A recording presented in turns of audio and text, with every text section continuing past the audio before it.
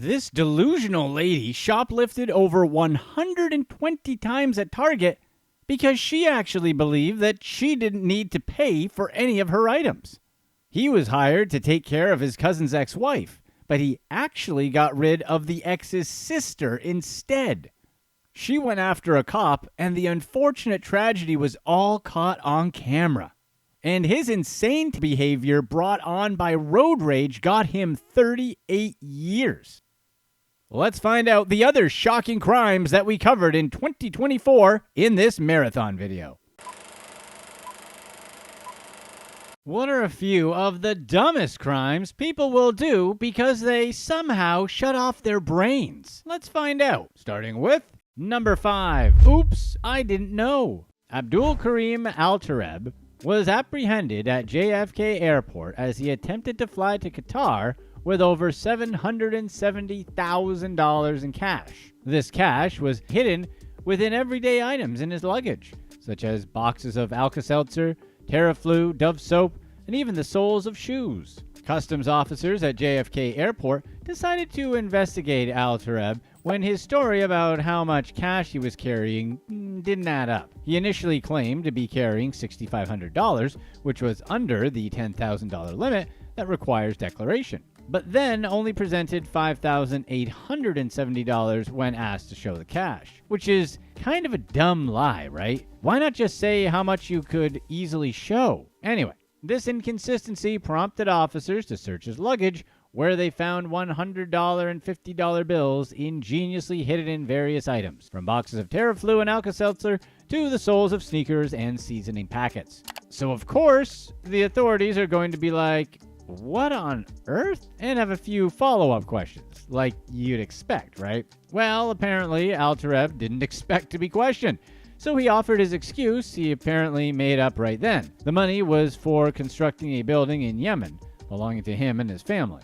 Obviously, that's how most legitimate businesses move large amounts of cash, so despite his obviously true explanation, he faced serious charges of bulk cash smuggling and was held without bail. Authorities did note there was no evidence linking the funds to any activities linked to organized crime. Eventually, Abdul Karim Al-Tareb was sentenced to just over 4 years in prison for his crimes. Throughout his trial, he continued to insist that the money was packed by his brother, because when you can't blame the dog, you blame your sibling, right? Of course, prosecutors dismissed his nonsense and described it as egregious perjury. It seems like Al-Tareb didn't even try to pull off his crime. He just decided to show up and wing it, like a frat bro who didn't study for an exam. Seriously, how does someone go through all this trouble to cleverly hide that amount of money and then not have a backup plan just in case he's asked about it? We're starting to suspect that old Abdul Karim wasn't the brains of the operation. Number 4. Oops, I forgot.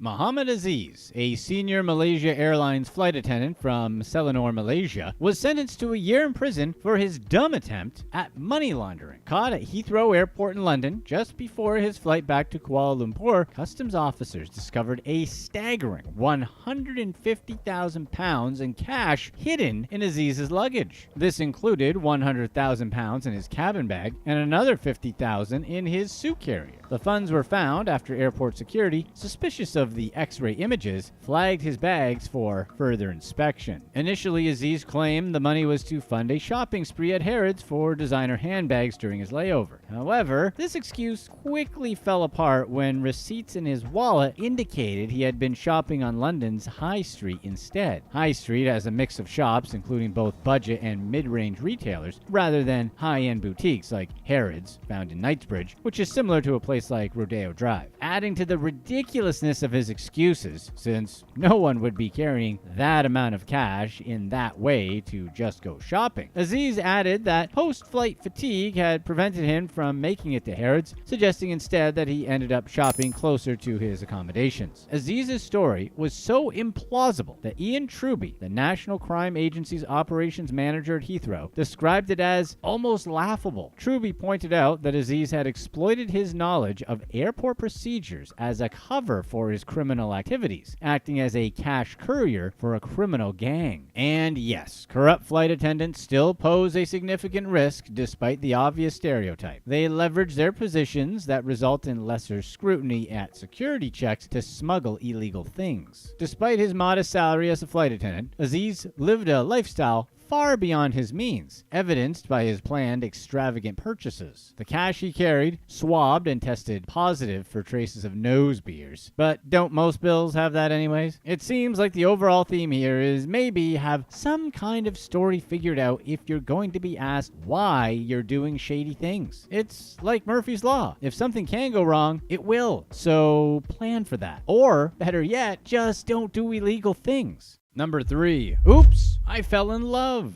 In Jefferson County, Colorado, former Sheriff's Deputy Myra Lovato, 29, was involved in a scandal involving an inmate at the county jail. Lovato, a member of the jail's gang intelligence unit, initiated an unauthorized relationship with the ironically named Justice Espinoza, an inmate linked to a local gang. The relationship began in the fall when Lovato sought Espinoza's advice on managing gang tensions among female inmates, and love was in the air. Espinoza, leveraging the situation, began to charm Lovato, sharing food and compliments, which she initially resisted. However, within weeks, what started awkwardly soon felt normal to Lovato, who confessed she engaged in the relationship initially due to a lack of intimacy and admiration in her personal life. Despite knowing the risks, Lovato continued the relationship, but soon claimed she started fearing Espinoza could pose a threat to her and her family if she ended things. Communication between Lovato and Espinoza intensified, resulting in over 2,000 minutes of recorded phone conversations, including explicit exchanges. Their interactions included smooching and minor fondling, though they claimed it never escalated beyond that due to constant supervision in the facility. During this period, Lovato facilitated the smuggling of contraband to Espinoza, claiming she never inspected the items out of fear and obedience to instructions not to do so. The affair eventually came to light, leading to Lovato's arrest and subsequent charges, including introducing contraband into a correctional facility and official misconduct. Despite the severity of her actions, Lovato was released on a $50,000 bond. In court, she faced multiple charges, but ultimately pleaded guilty to a reduced count of introducing contraband and 2 counts of official misconduct. Her sentencing concluded with a 45-day jail term and 2 years of probation. What do you think, though? Was Lovato in all the way, or was she really worried for her safety? Number 2. Oops, I went broke? Former Milwaukee Brewers shortstop Yuniesky Betancourt is facing some serious charges in Miami-Dade County, Florida. Alongside 3 other people, Betancourt is accused of organizing a staged car accident to fraudulently claim insurance money from Chicago-based Kemper Insurance. Betancourt is charged with felony counts, including filing false insurance claims, staging an accident, and third-degree grand theft. Following an investigation by the Florida Department of Financial Services, it was revealed that over $60,000 was billed for unprovided therapy sessions, with Kemper paying out $22,800. Despite his past career earnings nearing $16 million, Betancourt's involvement in this scheme showcases a baffling lapse in judgment. Yuniesky Betancourt, originally from Cuba, had a respectable Major League Baseball career spanning 9 seasons. During his time with the Brewers, especially in 2011, Betancourt shined in the playoffs, significantly contributing to the team's first division title since 1982.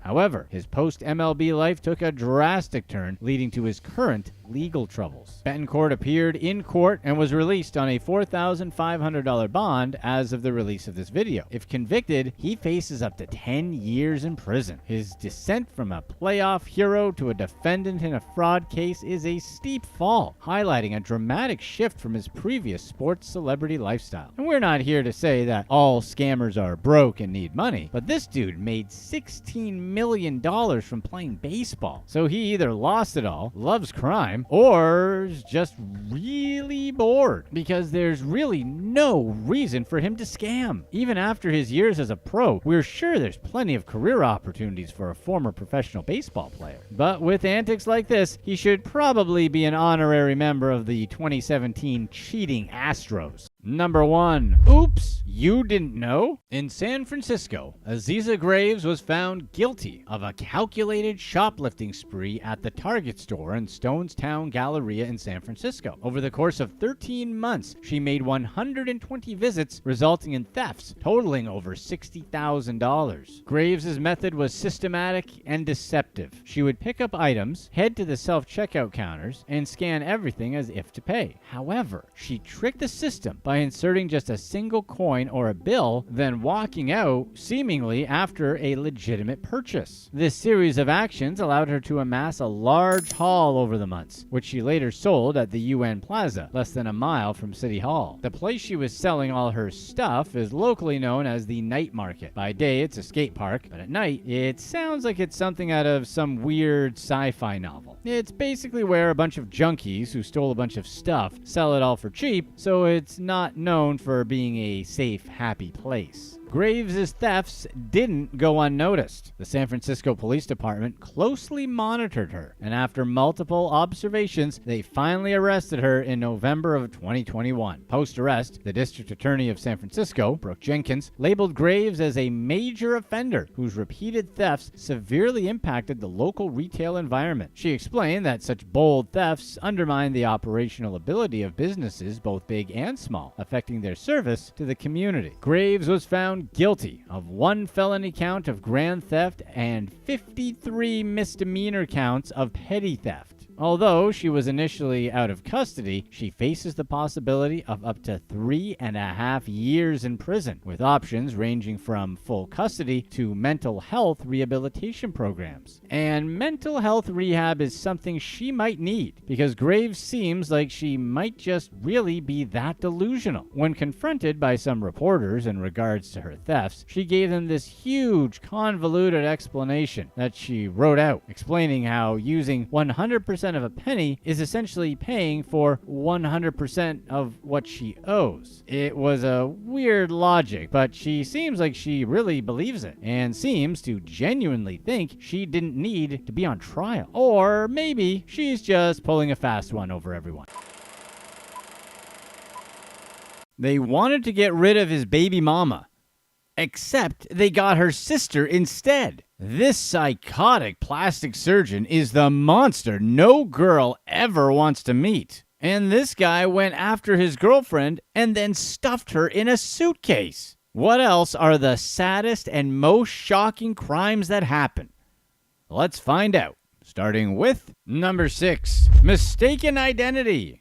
Kevin Lewis from Linwood, Washington, was handed a life sentence for his role in this tragic case. His plan was to get someone to take out his ex-wife, but tragically, the people he hired took out the wrong person instead. Lewis, in his 30s at the time of his sentencing, had reached out to his cousin, Jaredon Phelps, who was 19 at the time, offering $2,400 to get someone out of the way for him. Phelps agreed and listed his friend Alexis Hale, who was 17 at the time, and the two set off on a nearly 300-mile drive from Spokane to Everett, Washington, where they were told their target lived, picking up a firearm along the way. Lewis's approach to the crime was clearly calculated, but incredibly sloppy. After Phelps and his teenage accomplice arrived in Everett, they met up with Lewis, who got into their car and personally guided them to his ex-wife's house. When they arrived, Lewis handed over an envelope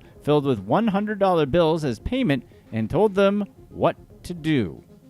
Take out whoever is in that house. With the briefing and payment complete, the pair dropped Lewis off at his house and returned to carry out the crime.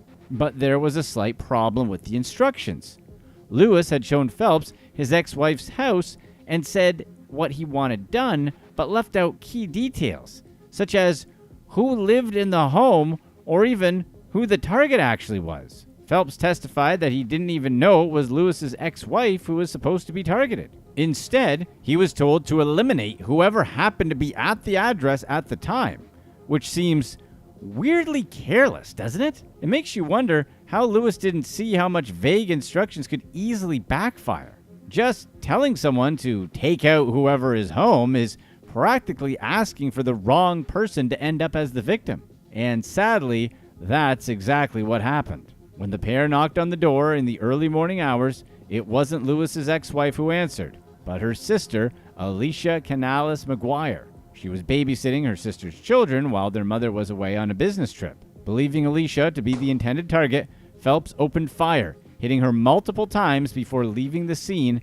and heading back to Spokane. After the incident, Phelps reportedly spent the payment on luxury items, including Timberland boots, a Ferragamo belt buckle, and got some tattoos, trivial things in exchange for someone's life. However, their involvement was eventually revealed when Hale was bragging about their crime at a party nearly a year later.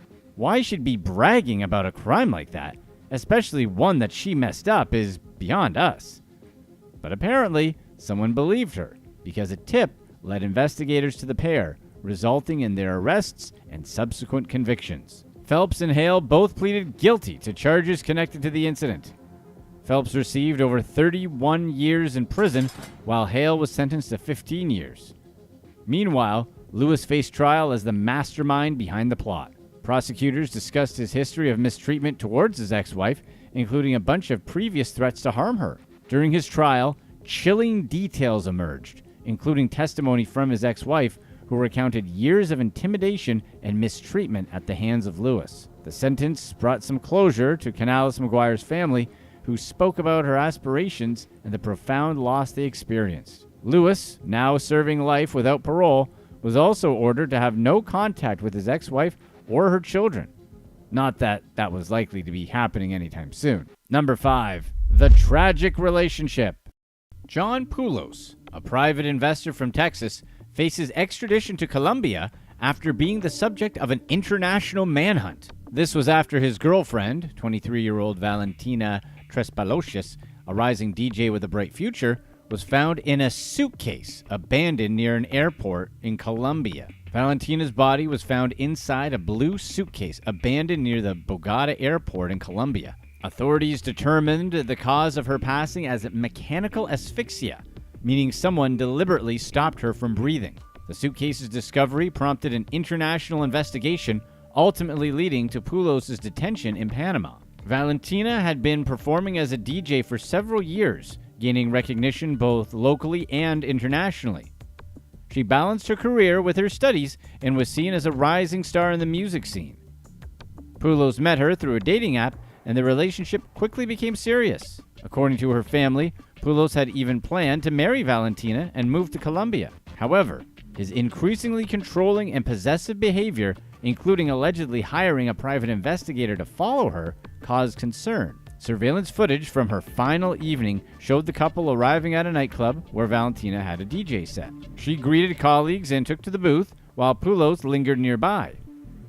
After her performance, the couple was seen leaving together, heading for a rented apartment. Then, just days later, Poulos fled Colombia, purchasing multiple first-class tickets in cash in an apparent attempt to evade capture. He planned to travel to countries without extradition agreements with Colombia. When he was arrested in Panama, Poulos claimed that cartels were after him and were responsible for Valentina's passing. However, investigators uncovered physical evidence, including scratches on his face, linking him to the scene. Poulos was eventually extradited to Colombia and sentenced to over 42 years in prison after being found guilty of his crime and hiding the evidence. During the trial, he admitted to causing asphyxiation during an intimate encounter with Valentina, claiming he was under the influence of illegal substances and alcohol and couldn't fully remember the events. After serving his sentence, Poulos will be deported to the United States. Valentina's family continues to remember her as a talented and ambitious young woman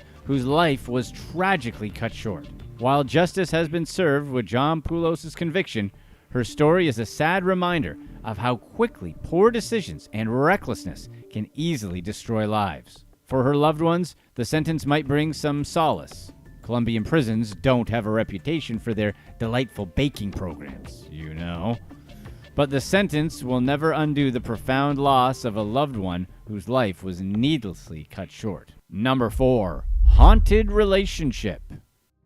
Brandon Risner, a 23-year-old from Georgia, was sentenced to life in prison without parole for a series of chilling crimes involving his longtime friend Aaron Davis. Their friendship, spanning years, ended tragically during what should have been a simple visit. So what on earth happened? Aaron Davis, then a recent graduate of BYU, Idaho, had a bright future ahead of him. After finishing a law internship in North Carolina, he decided to visit his girlfriend in Alabama, stopping on the way to see his old friend Risner in Rome, Georgia. The two had been close since their school days, spending countless hours together growing up. That night, they went out for drinks, and Aaron, who wasn't really one to drink due to his being Mormon, drank some strong beers ordered by Risner. Afterward, they returned to Risner's parents' house, where Aaron crashed out in an upstairs guest room. What happened next shattered their friendship and lives. Authorities later discovered that Risner had later gone into Aaron's room with a knife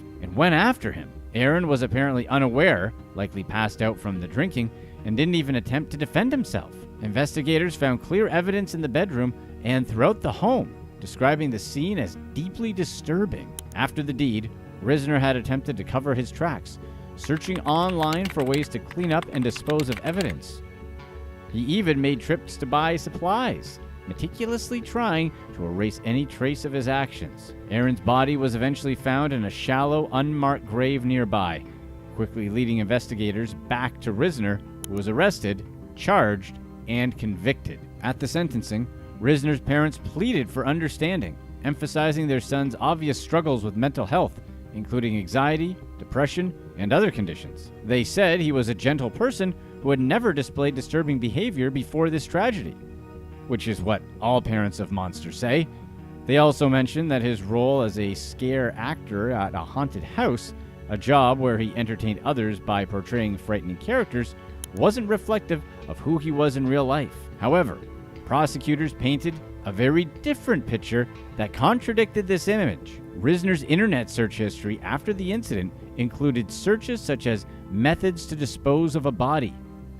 His writing also revealed disturbing thoughts and an apparent acceptance of his actions. Risner claimed to have been driven by urges which he felt were part of a prophetic vision, and had delusions that hurting his friend was part of a twisted destiny. Combined with the methodical steps he took after the crime, prosecutors argued these details demonstrated premeditation and an obvious lack of remorse. The court ultimately sentenced Risner to life without parole, closing the legal case, but leaving many to wrestle with the emotional aftermath. For Aaron's parents, who described him as a kind, intelligent, and compassionate young man, his loss has been devastating. His siblings, especially his younger brother, feel the absence of someone who wasn't only a role model, but also a loving part of their lives. Comfort for those who knew him, even as they continue to fill the void left by his passing. Number 3. Mistaken tool. Julia Cruz, a police officer from Ladue, Missouri, was charged after an incident outside a grocery store that left a woman described as a tragic mix-up involving her service firearm. Police responded to a call about shoplifting at a grocery store. When Officer Julia Cruz arrived, she encountered 2 women who were accused of attempting to leave the store with stolen items. As Cruz confronted them, one of the women, identified later as Ashley Hall, appeared cooperative at first, but later attempted to run. However, Hall fell during her attempt and quickly began complaining about injuries. Cruz called for medical assistance while trying to secure the situation by placing Hall in handcuffs. However, Hall managed to break free from the officer's grasp and tried to run again. It was during this chaotic moment that Cruz drew what she thought was her stun gun, intending to stop Hall. But it wasn't her stun gun she drew. As the woman ran, Cruz drew what she believed to be her stun gun, shouting the standard warning before firing. However, she had mistakenly grabbed her service firearm and discharged it, leaving Hall with serious injuries. The officer immediately recognized the error, but the damage was already done. Hall went to the hospital where she ultimately recovered after a few surgeries. Cruz's attorney characterized the incident as a clear case of weapon confusion, which is exactly what it sounds like, pointing out that police officers train extensively with their firearms, which can sometimes lead to errors under stress. He argued that the mistake, while tragic, didn't warrant criminal charges. However, the prosecuting attorney disagreed, citing the lack of an immediate threat to Cruz's safety during the confrontation as the basis for the charge. If convicted, Cruz initially faced up to 7 years in prison. In a restorative justice mediation, Ashley Hall and Cruz met to discuss the incident and its impact. Following this meeting, Hall requested that the criminal charges against Cruz be dismissed, and the court granted her arrest. The case highlights ongoing concerns about the mix-up between stun guns and firearms, an issue that has occurred at least 13 times nationwide since 2001, which, granted, isn't a lot, but it's more than you'd want when it comes to these instances. Experts point out that while rare, such mistakes can happen due to the similar feel of the two weapons, especially under stress. In addition to the mediation, the city of Ladue reached a $2 million settlement with Hall in 2020 to address the injuries she suffered. Though the city didn't admit wrongdoing, the incident has continued to spark conversations about police training and accountability. We're relieved that no lives were lost, but it's surprising to some that Hall received a $2 million settlement after being involved in shoplifting and resisting arrest. Cases like this often spark debate. Does it send the right message? Getting hit in the back is no small thing, and the outcome could have been far worse. Number 2. Disturbed healthcare. Renee Ayard, a former healthcare worker from Jersey City, has been sentenced to 14 years after admitting to mistreatment against her 80-year-old patient, Robert Rayner. Rayner, who had been battling cancer and relied on oxygen support, was found with significant injuries and a note pinned to his chest, making some pretty serious accusations. Renee Ayard, a former home healthcare worker, had been living with 80-year-old Robert Rayner as his caregiver in a shared residence. She lived there with another woman and 2 children, providing assistance to Rayner, who was battling cancer and dependent on an oxygen tank. According to neighbors, a physical confrontation unfolded over several hours one night. Loud and persistent noises, described as bumping and fighting, echoed from the home, which were obviously very concerning to those who heard it. The next morning, emergency responders discovered Rayner's lifeless body in his home, where they noted extremely severe injuries. Adding to the shock, a disturbing message had been written on his chest, accusing him of inappropriate actions involving children. Investigators, however, found no evidence to support this claim. Rayner wasn't listed in any relevant registries, and his family strongly denied the accusation, describing him as a caring father and grandfather who would never harm anyone. After the incident with Robert Rayner, Ayard fled to Manhattan, where she was arrested hours later on unrelated charges. Following her arrest, Ayard made a series of bizarre statements to law enforcement that reflected her deteriorating mental state. She described herself as a sovereign citizen, insisting that the authorities had no jurisdiction over her. She spoke about seeking spiritual redemption, claiming she had redeemed herself and repented for her sins. Ayard also made cryptic references to devil worshippers watching her and accused others of doing the devil's work. At one point, she questioned the legitimacy of the judge, dismissing them as merely an auditor without real authority. Her statements were disjointed and rambling, including remarks about being awake for days and expressing feelings of failure as a mother. These comments painted a troubling picture of someone deeply disconnected from reality. While she initially considered an insanity defense, which it seems like she probably could have got, she ultimately pleaded guilty. Ayard's actions paint a tragic picture of a mind that's clearly falling apart. As of the release of this video, she's serving out her 14-year sentence.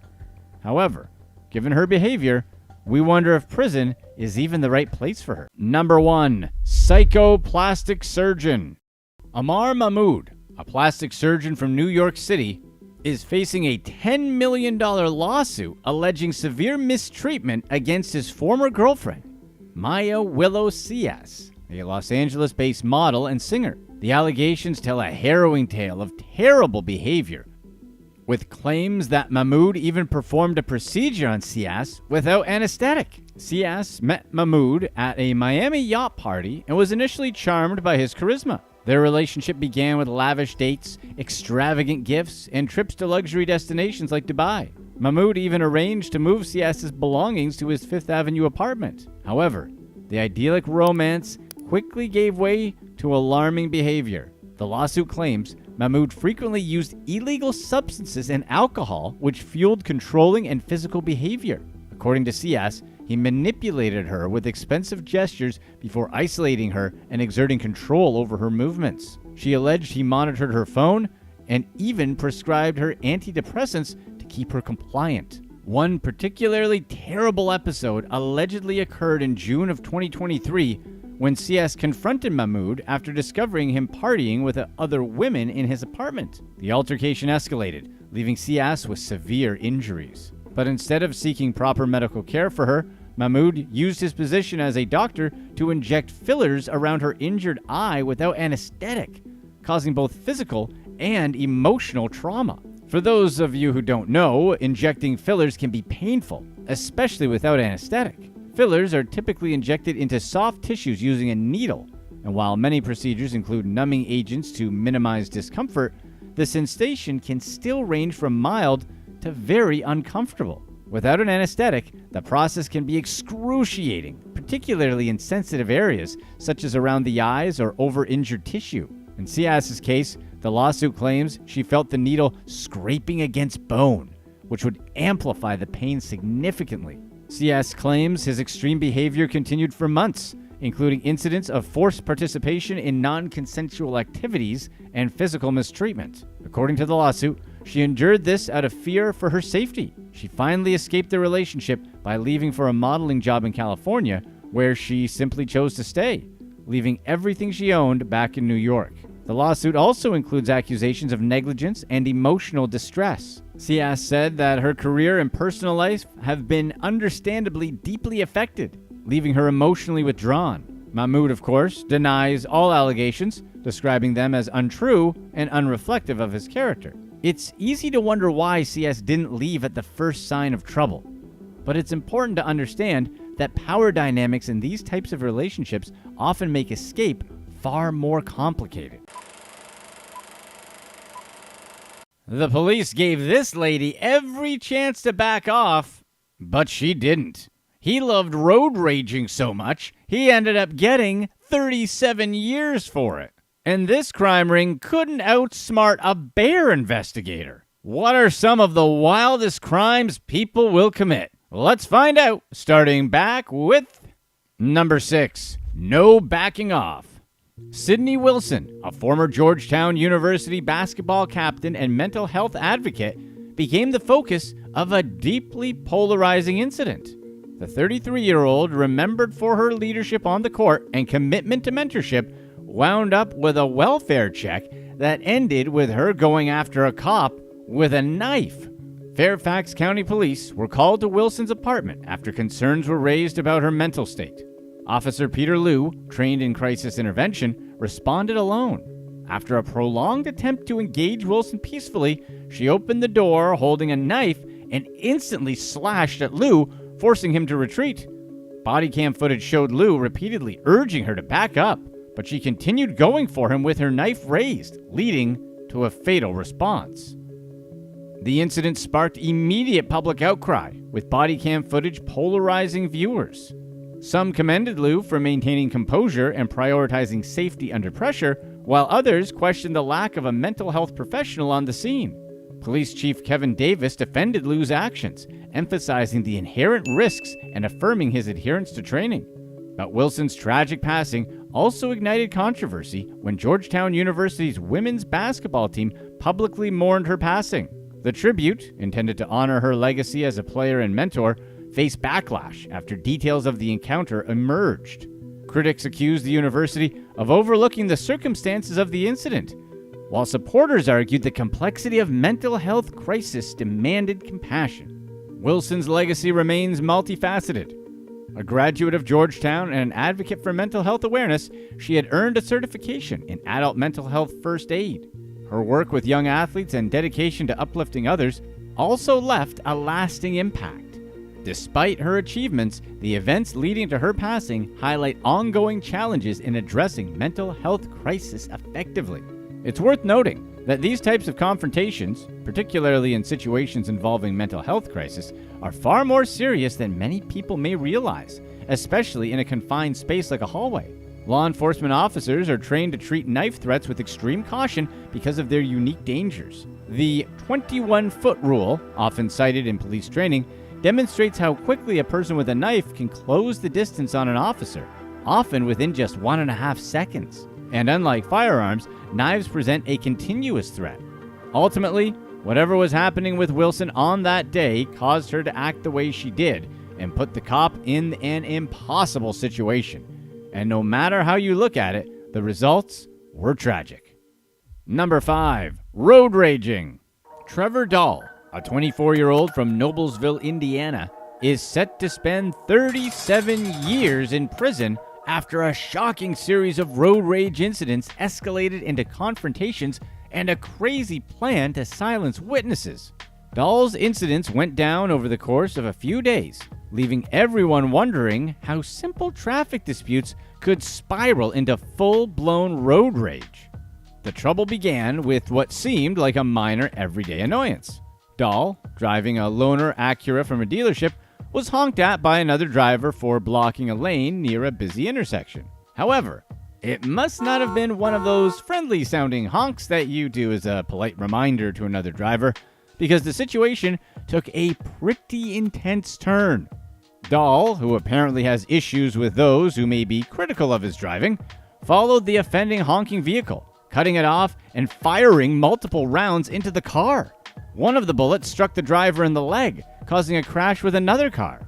Police later traced Dahl's vehicle using license plate reader cameras and matched bullet casings from the scene to ammunition found in his possession. As you may expect from this total overreaction to getting beeped at, Dahl's road rage wasn't an isolated incident.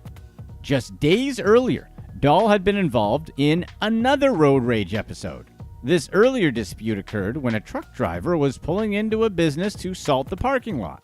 Dahl, who was apparently driving like a maniac behind the truck, was forced to hit his brakes when the truck slowed to make its turn.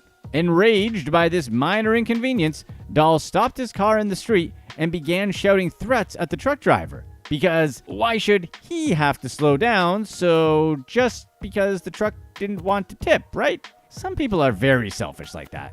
When the truck driver yelled back for Dahl to leave, Dahl lost his mind even more. So he pulled out his firearm, fired a shot into the air, and then sped off. Authorities later connected Dahl to this incident through information provided by witnesses and surveillance footage which captured details of his vehicle. Further forensic analysis revealed that the shell casing from this encounter matched those recovered from the even worse road rage shooting days later, tying Dahl to both events. But it gets weirder. Dahl, who was already in custody at this point, allegedly attempted to hire a triggerman to eliminate 2 witnesses who could testify against him for trying to take out the honking car. Court documents revealed handwritten letters detailing his intentions and a chilling conversation with an undercover officer posing as the triggerman. In these exchanges, Dahl described his plan using coded terms. He's crafty like that, offering payment after his release from prison. But his efforts to conceal the plot failed, despite his clever use of code, leading to additional charges. Dahl's history of reckless behavior wasn't new to authorities. Records showed prior arrests for burglary and possession of illegal substances. Witnesses who knew Dahl also knew of his tendency to carry a firearm and his frustration with other drivers. During his sentencing, Dahl expressed remorse, which was probably pretty hollow remorse considering he just tried to get rid of witnesses, leaving very little room for leniency. His plea deal led to the dismissal of conspiracy charges, but the attempts, paired with his dangerous behavior, resulted in a 37-year prison term. This story is a reminder that we all are good drivers, but we all occasionally make mistakes. So maybe don't get so mad because you have to wait a second longer at a light, quickly jam your brakes, or slightly turn to avoid hitting someone. Because you never know who's in the other car or exactly how their day is going. Number 4. Closet fears. A student from the University of North Carolina at Greensboro uncovered a bizarre situation that still feels like something out of a horror movie, even almost 5 years later. The student, known only as Maddie, lived off campus at an apartment complex near the university, had been noticing her clothes disappearing and mysterious handprints showing up on her bathroom walls. For a while, she and her roommates joked that it might be a ghost, but the reality was far stranger. One afternoon, Maddie heard noises coming from her closet. She said she thought it sounded like a raccoon or something, which wouldn't make sense since she lived in an apartment, so she asked, "Who's there?" Not really expecting to hear anything back, but instead, she heard a man's voice respond, which is pretty much the worst possible outcome, right? So she opened the door, which means she's far braver than we would have been, and found 30-year-old Andrew Swafford sitting inside, wearing her clothes and carrying a bag stuffed with more of her belongings. He had even put on one of her hats and complimented her before asking for a hug, which she understandably turned down. But somehow, Maddie kept her cool with this wacko, called for help, and distracted Swafford with polite conversation until authorities arrived. How Swafford got into the apartment remains unclear, as there were no signs of forced entry. The thing is, this wasn't the first unsettling event Maddie experienced in that apartment.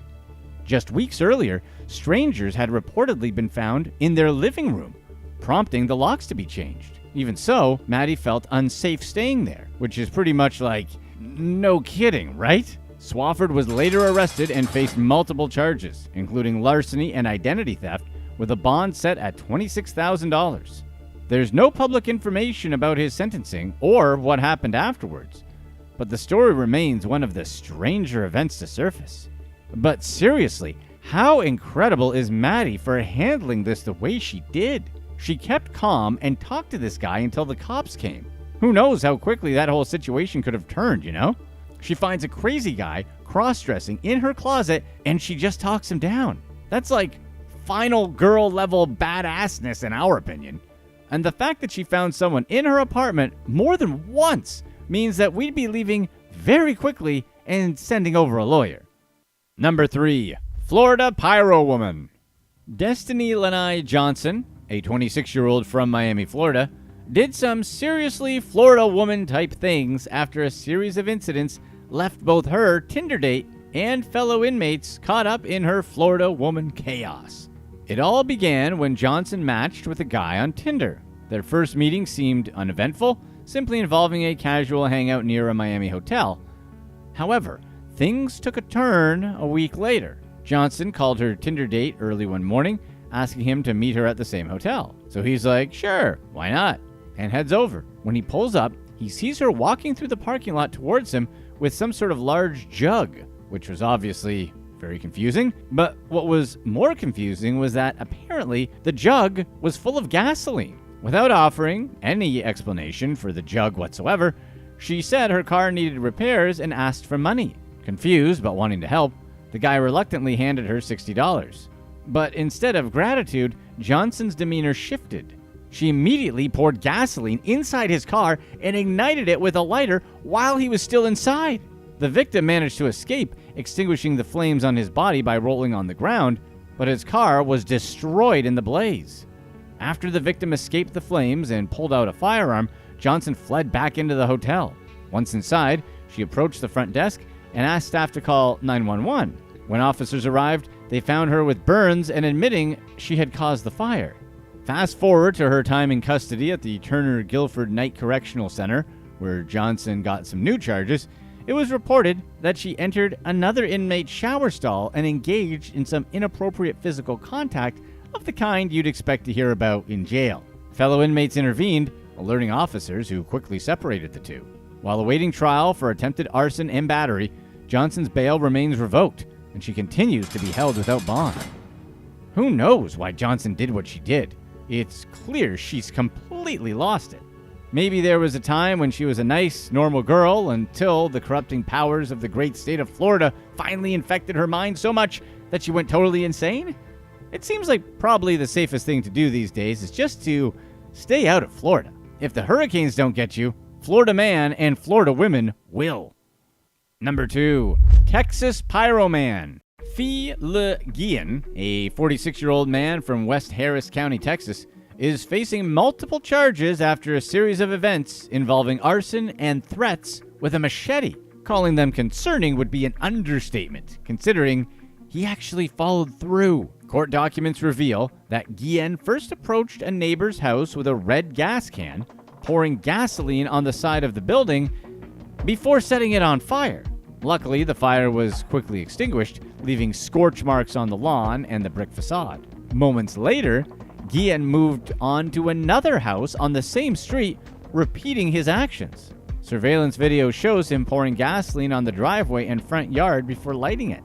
This time, the fire burned a section of the lawn before being extinguished by the homeowner, who was protecting her children, mama bear style. Adding to the chaos, Htman allegedly threatened the second homeowner with a machete as she attempted to put out the flames with a garden hose, which had to be scary as hell for her. When deputies arrived on the scene, Htman reportedly waved the machete at one of the officers, escalating the already tense situation. Deputies subdued him using a taser and arrested him. Authorities charged Htman, and as of the release of this video, Htman is being held on a $200,000 bond. But the judge warned that should Htman actually post his bond, violating any bond conditions would result in immediate incarceration until his trial or case resolution.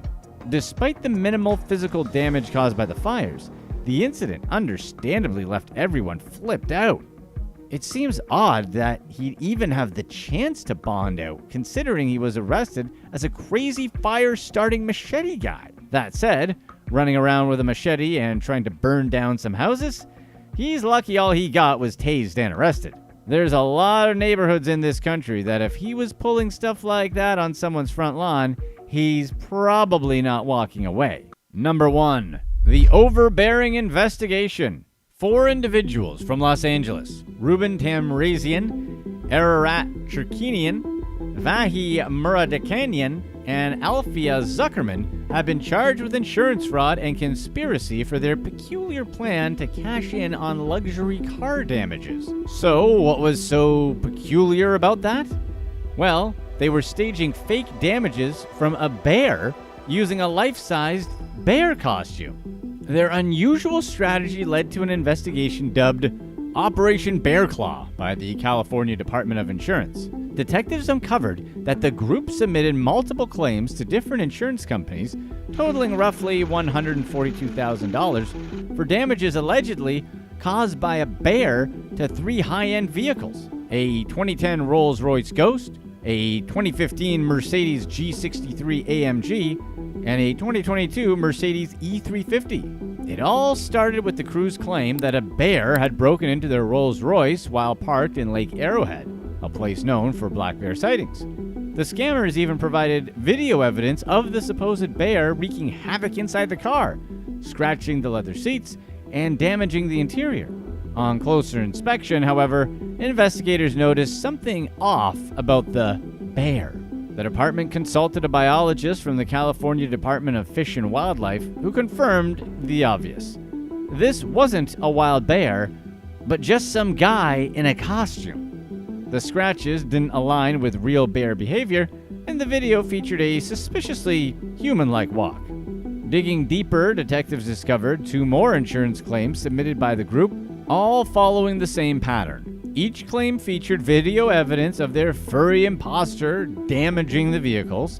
Suspicion mounted, and a search warrant led authorities to the suspect's home, where they found the bear costume. The costume came complete with a furry snout, fake claws, and light brown fur, exactly matching the bear in their videos. As of this video, the group is facing prosecution for their ridiculous plan, with their case under review by the San Bernardino County District Attorney's Office. The funniest part, and maybe the biggest giveaway aside from it clearly being a guy in a bear costume clumsily ruining cars, is that brown bears don't even live in California, let alone Southern California.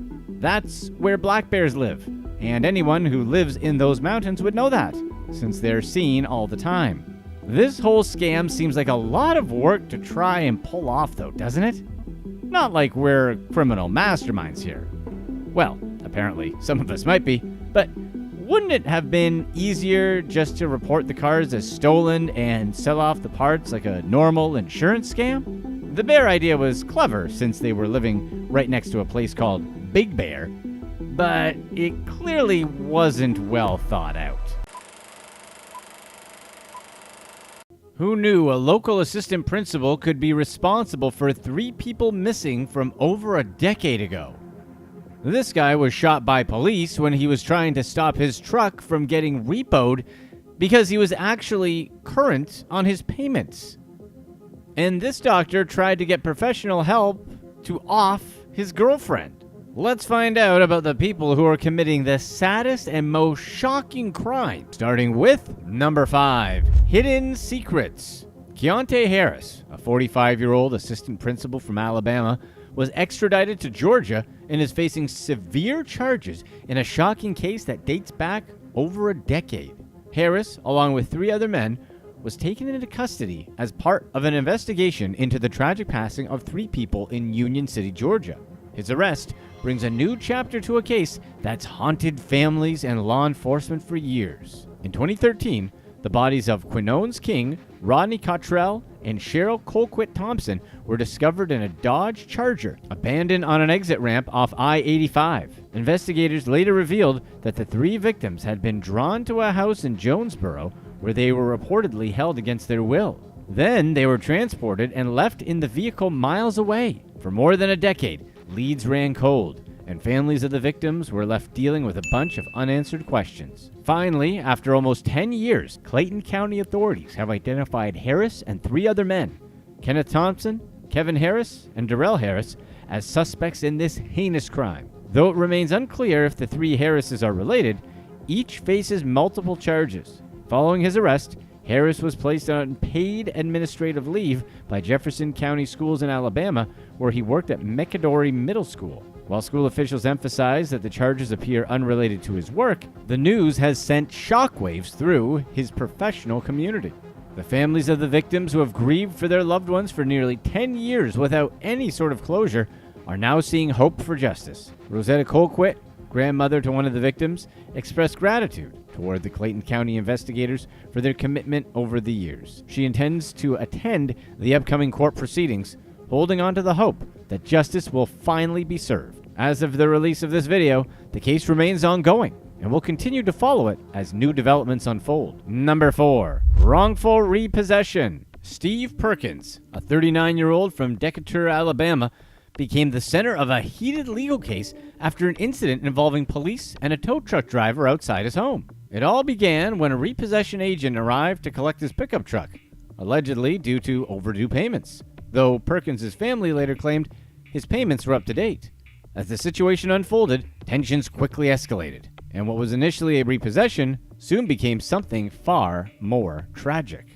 According to the police account, Perkins confronted the tow truck driver with a firearm, leading officers on the scene to respond. Surveillance footage from a neighbor's security camera captured a harrowing sequence of events, showing Officer Mac Bailey Marquette discharging multiple rounds, and Perkins ultimately lying on the ground. As the video circulated, it sparked public outcry, especially as it showed the tow truck callously hauling away Perkins' vehicle while he lay incapacitated in his own yard. Perkins' family and local activists were quick to question the actions of the police. Neighbors who witnessed the incident shared that they heard officers shouting commands, but noticed a delay in providing any apparent first aid. One neighbor, Susan Capps, recalled standing outside and observing the aftermath. She remembered hearing Perkins quietly calling for help, yet in her account, the emergency medical response seemed delayed. She noted that the officers initially checked Perkins' condition, but took time to request an ambulance. In response to these allegations, Decatur police stated that the officers administered aid before the arrival of medical personnel. As of the release of this video, Marquette has been indicted, with his trial scheduled for early 2025. An internal investigation also led to the termination of 3 officers who were involved and the suspension of a 4th. All have appealed these decisions. Body cam footage has also since been released and has been interpreted in various ways. Some community members and Perkins' family believe the footage supports their claims of excessive force and misconduct by the officers, feeling that Perkins was ambushed by police in a confrontation they think could have been avoided.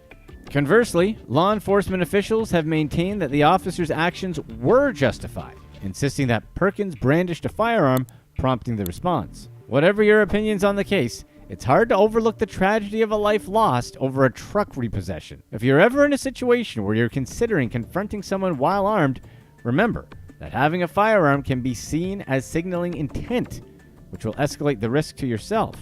In the end, when it comes to your life, possessions just aren't worth the potential cost. It's better to be upset than to not be here at all. Number 3, TikTok tragedy. Caitlin Lee, a 25-year-old mother of 3 from New Albany, Indiana, was recording a TikTok video with a friend when her ex-boyfriend and father to her youngest, Joshua Thompson, appeared unexpectedly outside her kitchen window. The two friends were laughing, dancing, and enjoying the moment when they noticed Thompson outside holding a firearm. In an instant, the atmosphere shifted from playful to dangerous. Caitlin reportedly asked, "What are you doing here?" just seconds before an incident that would forever change her family's life. Moments before, the atmosphere had been lighthearted, but everything shifted when she spotted Thompson, who had been waiting outside her apartment, peering through her window. Despite a no-contact order, which of course barred him from contacting or approaching her and prohibited him from having custody or visitation rights with their son, Thompson had shown up, armed. With force, he used his firearm to tap on the glass, shattering it, and Caitlin demanded to know what he was doing there. But instead of answering her, Thompson discharged his firearm through the broken window, ending Caitlin's life. The tragic encounter left Caitlin's family and friends grieving and scrambling for answers. Caitlin's friend later shared with investigators that Caitlin had expressed concerns over her safety, warning that if anything ever happened to her, Thompson would likely be involved. This ominous statement showed a pretty clear picture of the strained relationship she had with him. After the incident, Thompson left the scene, but later called 911 on himself, admitting to his actions. He claimed he had gone to her apartment to check if another man was there with her. His account included details of waiting outside for a considerable time before the interaction through the window. In the aftermath, Caitlin's family launched a GoFundMe to support her funeral arrangements and to provide for her children during this difficult period. Community members and friends rallied to help, expressing their disbelief and sorrow over the loss. The fund aimed to ensure her children would have a place to remember their mother, a small measure of solace amid the family's grief. As of the release of this video, Joshua Thompson has been charged and is waiting trial. Thompson is currently held without bond at the Floyd County Jail and will be heading to court in March of 2025. The saddest thing about this story is that because Thompson clearly has some issues and couldn't move on, these 3 children, who are 1, 3, and 5, lost their mother and are so young, they're probably not going to remember much of her. In that aspect, Thompson took a lot more than a life. He effectively erased someone from the memories of 3 people who mattered to her the most. Thompson is going to have a lot to answer for, not just at his trial, but when his kid is old enough to understand what he did. Number 2, the revenge plot.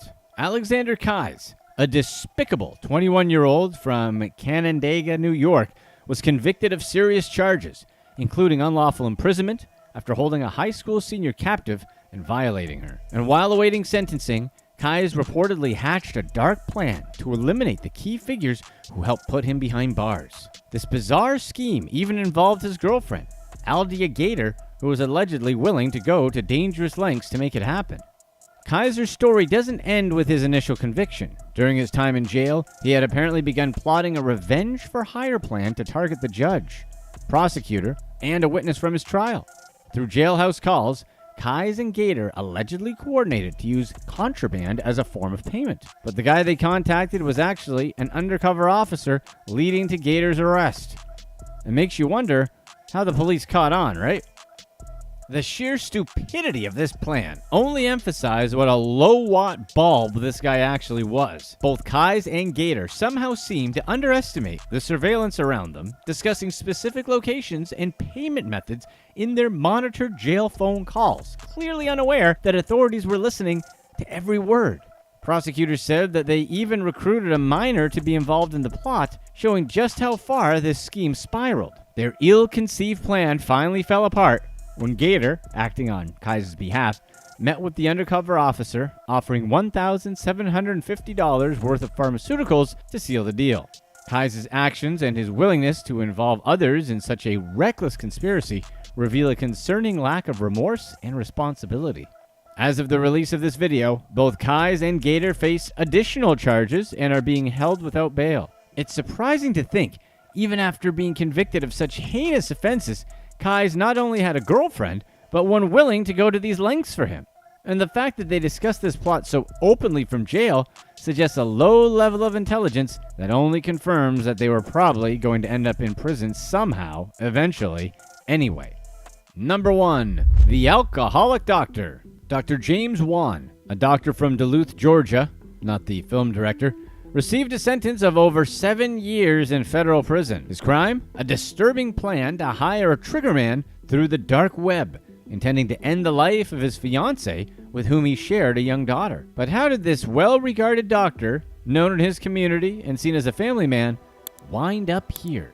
Juan's relationship with a woman only known as Tanya, his fiancée, seemed perfect on the surface. They shared a daughter, lived in an upscale neighborhood, and enjoyed a luxurious lifestyle, including a $100,000 engagement ring and extravagant vacations. However, behind the scenes, their relationship was far from idyllic. Juan struggled with misusing substances and had an explosive temper, along with a gambling habit that led them to spend vacations in places conveniently located near casinos. Over time, Tanya noticed how these trips always revolved around his vices, yet she clung to the hope that he'd eventually change for their family's sake. The cracks in their relationship grew more apparent when Juan's behavior became increasingly erratic. During a getaway to a casino in North Carolina, he flew into a rage after drinking heavily and ignored Tanya's pleas to leave the casino. That night, in a fit of anger, he lost control while driving up a mountain road, crashing their vehicle. Both emerged from the accident shaken, but unharmed. Still, Tanya couldn't shake the feeling that Juan's anger and gambling problems posed a danger to her and her daughter. In the years that followed, Juan's efforts to change were short-lived. He attended support groups for a time, but his old habits soon resurfaced. His alcohol use and gambling continued, leading to frequent arguments and outbursts. Juan's position as the household's primary breadwinner added another layer of control. Whenever Tanya mentioned leaving, Juan would remind her of her financial dependence, making her feel trapped in the relationship. Their conflicts even prompted visits from local authorities, but no action was ever taken against him, and Tanya felt ignored by those who could have helped. Then, things took an even darker turn. In early 2022, Juan, struggling with financial setbacks from risky investments, began secretly planning a sinister way to eliminate what he saw was an obstacle to his lifestyle: his own fiancée. Using his phone, he accessed the dark web and contacted a marketplace that connects clients with professionals. Juan even specified in his instructions that he wanted the incident to look like an accident. Over the course of weeks, he transferred over $25,000 worth of Bitcoin to finalize the arrangement. In one message, he requested that the crime be carried out before an upcoming court date involving a restraining order case between Tanya and one of Juan's co-workers. He apparently wanted to prevent her from exposing his workplace issues, particularly his drinking habits, to colleagues and potentially to the court. Tanya had been reaching out to Juan's co-workers, urging them to help him seek treatment and even threatening to report his behavior to the medical board and HR if he didn't get help. With the court date nearing, Juan feared that Tanya's testimony or continued actions would damage his professional reputation, jeopardize his job, and potentially lead to disciplinary actions that could impact his career. So, Juan proceeded to carry out his plan, but what he didn't anticipate was that someone was watching. An anonymous tipster who monitored the marketplace saw Juan's messages and alerted the FBI. At the time, Juan was recovering in a hospital after an unrelated accident at his daughter's school where he was attending an event. Apparently, he injured himself on an inflatable slide, resulting in broken ankles, possibly due to his drinking. So Tanya was by his side at the hospital, entirely unaware of the plot against her. FBI agents took immediate action to notify her, arranging a private meeting where they informed her of Juan's plan and provided evidence. Shocked and horrified, Tanya quickly relocated to a safe house provided by the FBI, seeking protection for herself and her child. As Juan lay in his hospital bed, the FBI then confronted him. Initially, he denied any involvement with the dark web, claiming he had been hacked. But when presented with overwhelming evidence, he admitted to the crime and even canceled the contract from his phone, hoping to mitigate the consequences. Despite his attempts to reduce the damage, Juan's plan had left lasting emotional scars on Tanya. The judge ultimately sentenced him to more than 7 years in prison, rejecting his ridiculous pleas for leniency. As Tanya moves forward with her life, she continues to take significant steps to ensure her and her daughter's safety, grappling with the betrayal she never saw coming from the father of her daughter and a man she once trusted and loved. This teacher and her son were taking advantage of their position in the worst way. This Uber driver randomly went after his passenger. And this guy couldn't handle rejection, so he, well, stay put and find out. Let's get right to a few of the most despicable criminals, starting with number 6, the despicable mom and son. Kedria Grigsby, a 42-year-old cosmetology teacher at Klein Cain High School in Harris County, Texas, was arrested and charged. Authorities believe Grigsby, along with her 21-year-old son Roger McGee, targeted vulnerable teens by offering them shelter, sometimes putting them up in hotels. These allegations have shaken the local community, particularly the high school where Grigsby taught and was trusted by students. Grigsby's alleged activities were revealed after a series of reports and accusations pointed to her involvement in using teenagers for her own gain. It's reported that she approached at-risk teens, including runaways, persuading them to stay in her provided accommodations, which often ended in troubling situations. Sheriff Ed Gonzalez shared that Grigsby and McGee managed to set up where teens engaged in illicit work, funneling the earnings back to them. This case hasn't only raised questions about Grigsby's actions, but also about the school district's response. Allegedly, concerns were raised to Klein Independent School District, known as the Klein ISD, about Grigsby's behavior over a year before her arrest, meaning they were aware something shady was going on. Despite a district employee's formal complaint suggesting Grigsby may have been exploiting students, no significant action was taken at the time. The district recently clarified that they cooperated with authorities in 2023, but Grigsby wasn't considered a suspect then. Beyond the legal aspects, details reveal Grigsby's involvement in handling the financial side of this operation. Records show messages between Grigsby and McGee discussing funds made through the teens' activities, hinting at a structured operation.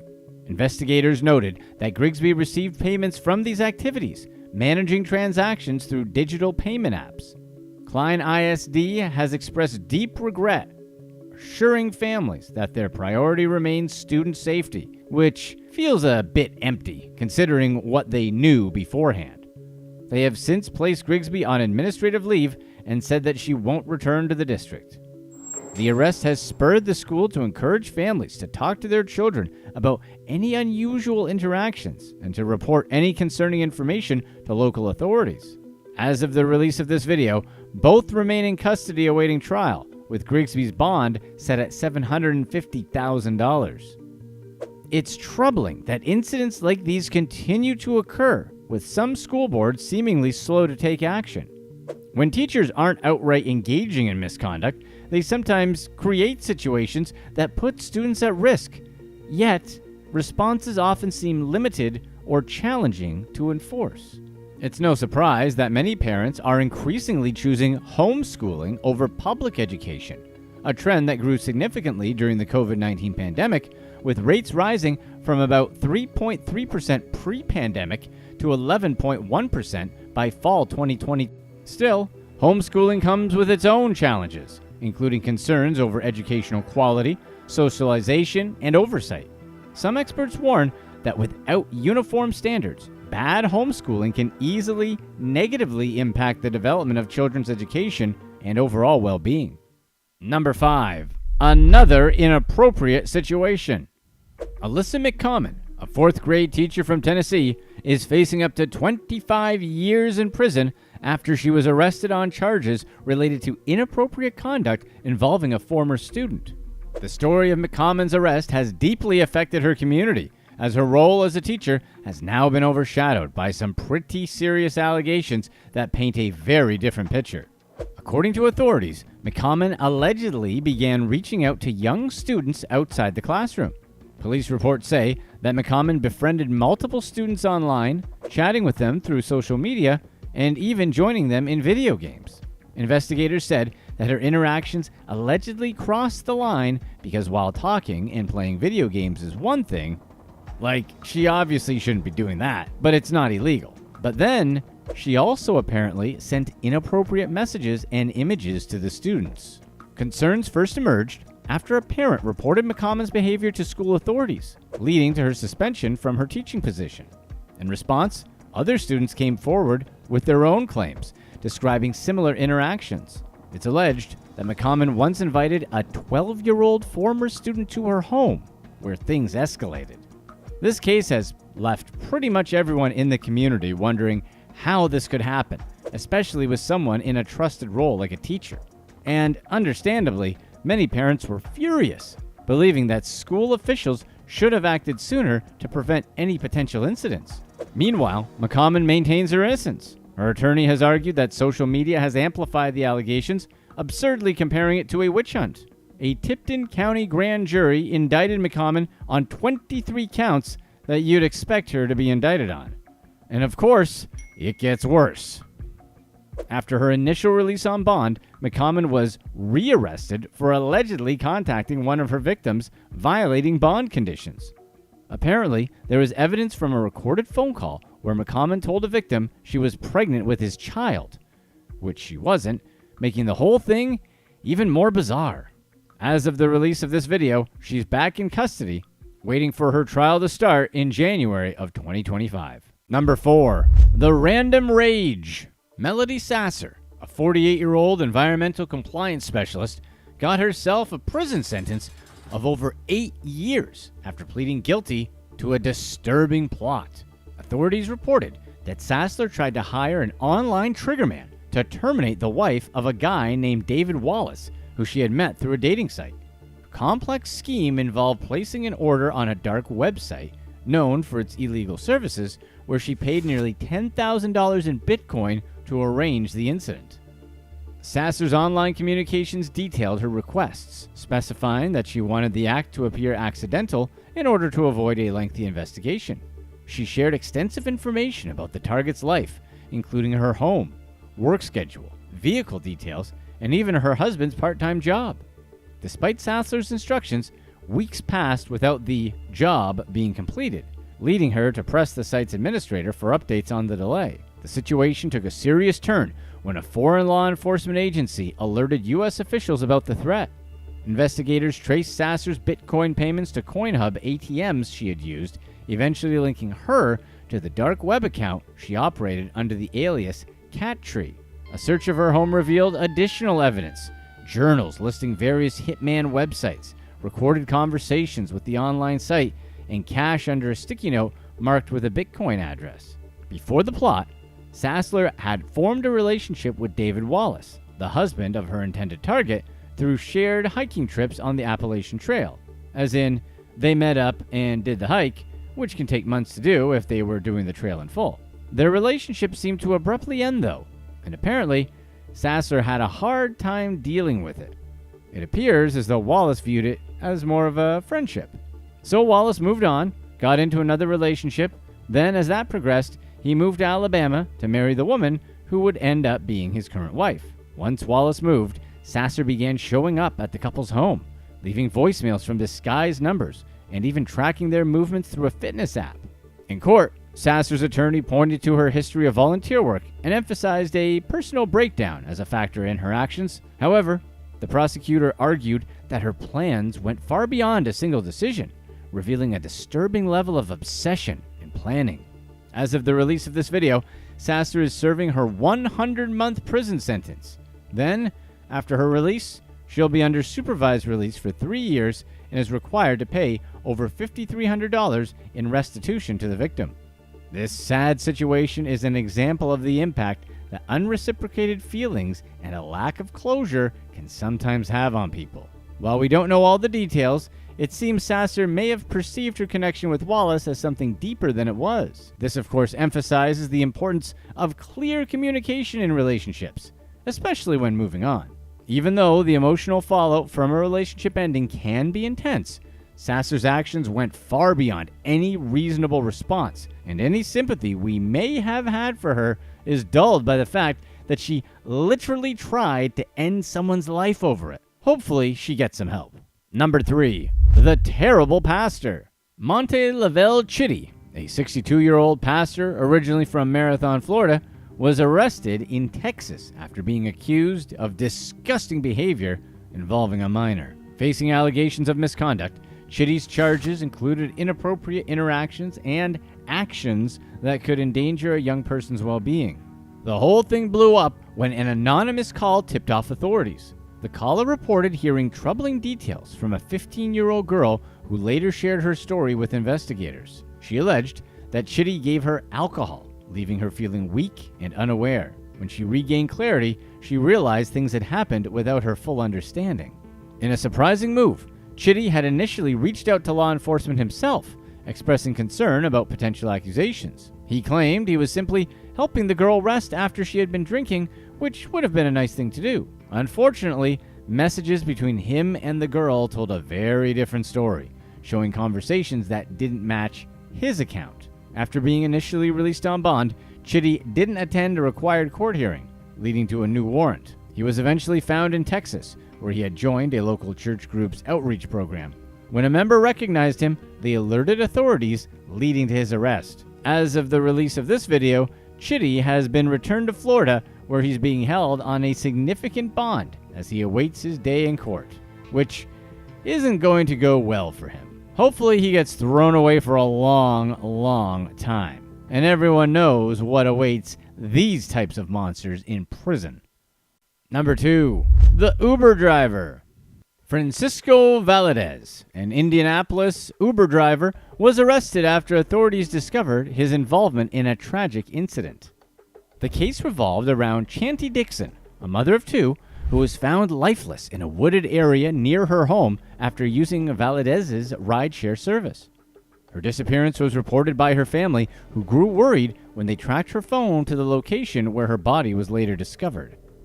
Valadez initially denied any involvement, but as investigators pieced together evidence, his version of events began to unravel.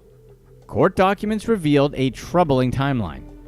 Valadez had picked up Dixon after her late shift, but during questioning, he gave conflicting statements about what occurred after she entered his car. At first, he claimed a third person attempted a robbery, but detectives noticed inconsistencies and soon learned that his story didn't match up with other evidence. After further questioning, Valadez eventually admitted to several serious offenses, leading to his arrest on multiple charges. The details painted a disturbing picture. Valadez had reportedly attempted to force himself on Dixon, during which she insulted his physical appearance. He claimed that this insult provoked him, leading to his terrible reaction, which ultimately ended in tragedy. Investigators later found that he had attempted to remove evidence from his vehicle. Statements from his family confirmed he had been cleaning his car shortly before the investigation, which raised further suspicions. Following the arrest, rideshare company Uber responded by banning Valadez from its platform and offering condolences to Dixon's family. The company highlighted its commitment to safety, citing recent enhancements such as emergency buttons and location sharing features. Despite these measures, this incident raised concerns about user safety within the rideshare industry, prompting officials to urge users to stay vigilant. As of the release of this video, Valadez has been arrested and charged with some pretty horrific acts, and officials anticipate additional charges will be filed. Dixon's family, devastated by the incident, continues to mourn their loss, remembering her as a caring mother. Number 1. The despicable response. The incident involving 19-year-old twin sisters, Samia and Sania Spain, took a tragic turn when they encountered a stranger at a Brooklyn deli. Vio Kelly, a 20-year-old Brooklyn resident, surrendered to authorities after being linked to an incident following a confrontation that escalated outside the deli. Kelly had crossed paths with the sisters earlier in the evening, approaching them at a party venue nearby. The sisters declined his advances and, wanting to avoid further attention, offered minimal interaction. Unwilling to accept their rejection, Kelly waited outside the deli, where the sisters had gone for a late-night snack. When they exited, he confronted them once again, leading to an altercation that left Samia unalive and her sister Sania injured. The twins were well known at the deli, a neighborhood favorite where they often stopped for snacks. That night, however, their routine was disrupted by an unexpected encounter with Kelly, whose frustration with being turned down quickly intensified. After his arrest, police uncovered evidence, including clothing that matched surveillance footage from the night of the incident, linking him directly to the scene. Kelly's background included several prior charges, but his release on electronic monitoring allowed him to be free on the night of the meeting. The tragedy left neighbors and friends stunned, especially those who remembered Samya as a bright young woman with aspirations to attend college. A vigil, held in her memory, brought together the local community, who expressed disbelief and sorrow over such an avoidable loss. Family and friends shared stories of Samya's kindness and ambitions, while many voiced their frustration over the circumstances that enabled Kelly's repeated encounters with the law. As the community mourns, Samya's family begins the difficult process of preparing for her memorial, reflecting on a life that was filled with potential and deeply cherished by those close to her. It's sad that something as simple as turning down this guy's advances was enough to push Kelly to react the way he did. It raises serious questions about why someone with such a clear disregard for others' safety was even out in the first place. That ankle monitor did little to prevent this tragedy, making you wonder what exactly it was there for to begin with. Unfortunately, there's no reassuring takeaway here, just a harsh reality. Sometimes, people intent on causing harm do so, despite every attempt to keep them in check. In Kelly's case, it seemed like a matter of if, then when.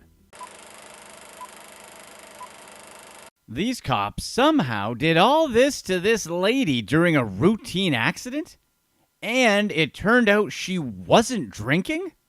This officer didn't make promotions based on merit and actually helped the cops with cheating she wanted to promote. This cop got a DUI. Then she went after the detective. And this cop decided to get excessive with this elderly man. Who else are the worst cops? Let's find out, starting with number 6. This woman was arrested for being drunk, but wasn't drunk.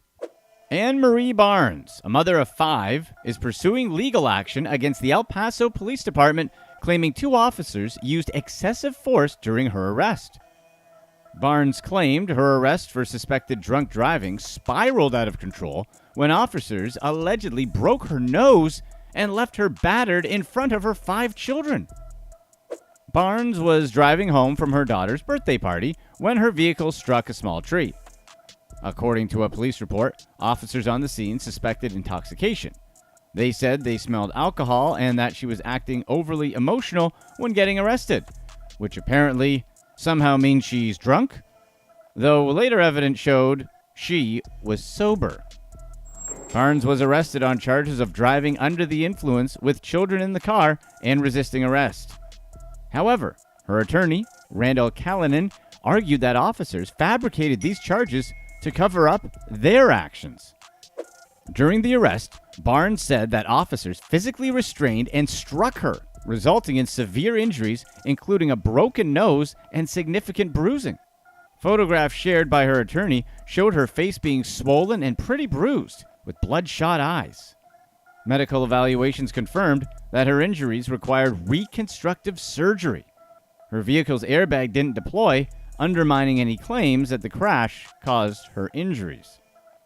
The police report claimed that Barnes was resisting arrest, with officers needing to use force to subdue her. However, Barnes and her legal team, of course, disputed this narrative, explaining that no sobriety tests were even conducted and that a subsequent blood test cleared her of intoxication. Her lawyer also criticized the officer's actions as being far beyond acceptable procedures, pointing out that one officer allegedly prevented emergency medical personnel from intervening during the altercation. A disciplinary review board, which included community members and law enforcement officials, found Barnes's allegations credible, recommending a suspension for one of the officers involved. Still, her legal team maintains that this response is inadequate, claiming that this is just another example of a broader pattern of leniency toward excessive force within the department. In addition to seeking justice for Barnes, her lawsuit aims to bring a systemic change to the police department. Callanan called for mandatory body cameras for all officers, arguing that such technology would have provided clarity in this case. He also pointed out that El Paso is one of the largest cities in Texas and somehow still doesn't have such a requirement. Although Barnes's charges were initially filed, Her DUI case has since been dismissed, and a federal judge has allowed portions of her civil rights lawsuit to proceed. Her claims against the two officers, as well as accusations of excessive force within the El Paso Police Department, are now moving through the legal system as of the release of this video. Barnes hopes the lawsuit will push for stronger accountability measures, including mandatory body cameras for all officers and improved training to prevent similar incidents in the future. It's kind of weird that some police departments, especially ones in cities as large as El Paso, don't have body cams already. You'd think the department would be clamoring for these things, since they not only protect officers and the department in a time when police are under a massive amount of scrutiny, but civilians as well. But then again, that would make sense. And it seems like not many things do make sense these days. Number 5. Proof of cheating. Stacey Clark, Toronto's first black female police superintendent, was demoted after admitting to secretly helping some officers cheat in a promotion process. But her reasoning behind the scheme is what really made everyone's head spin. Clark confessed to photographing confidential interview questions and sharing them with 6 black officers competing for sergeant positions. She explained this is an attempt to level the playing field, citing her own experiences with racial inequity. However, a tribunal described her behavior as extremely serious misconduct, emphasizing that honesty and integrity are fundamental to police work. As a result, Clark was demoted to inspector for 2 years with an option to reapply for her previous role after that period. Her defense team argued for a shorter demotion, suggesting it was a harsh penalty for someone with an otherwise admirable career. The tribunal acknowledged Clark's previous accomplishments, describing her as a rock star in her field. However, the adjudicator said that her actions had damaged public trust in her and the department as a whole. This incident is just another example of broader issues within the force, including the need for greater diversity across all ranks. Toronto Police Chief Myron Demkew acknowledged these changes, saying that the department must work toward more equitable representation while holding leaders to the highest standards. How mad are you about this? Let us know what you think in the comments below. Number 4. Wrongful arrest. Jennifer Heath Box, a 50-year-old from Houston, Texas, endured 3 days of what she described as degrading treatment in a Florida jail. The ordeal began when she was mistakenly arrested while returning from a family cruise, all due to a glaring error that could have easily been avoided. Jennifer had just finished celebrating her brother's cancer recovery on a week-long cruise with stops in the Bahamas, Jamaica, and Haiti. But as she disembarked in Fort Lauderdale, a routine ID scan flagged her for an outstanding warrant from Texas. Surrounded by security and police, she was arrested in full view of others, accused of felony child endangerment. Jennifer, who was obviously upset, immediately pointed out the discrepancies. The wanted individual was a different age, height, and even skin tone. All pretty obvious things. But the arresting officer, Deputy Peter Peraza, focused only on a photo attached to the warrant, dismissing these obvious differences. Even when a detention deputy later found no record of her in the system, Peraza insisted she was the person on the warrant, relying entirely on that single image. Jennifer described her time in jail as humiliating and dehumanizing. She was strip-searched, shackled, and left in a freezing cell with only a thin uniform. Guards wore heavy clothing while she and her cellmate huddled together for warmth. Meanwhile, she missed Christmas with her son, who was deploying for 3 years with the military. After 3 days, officials finally acknowledged their mistake. Authorities in Texas confirmed the warrant didn't match her fingerprints, revealing that the photo attached to the warrant had been incorrect. Yet Jennifer was told her ordeal was just a case of mistakes happen. No apology was offered, and the arresting officer faced no repercussions.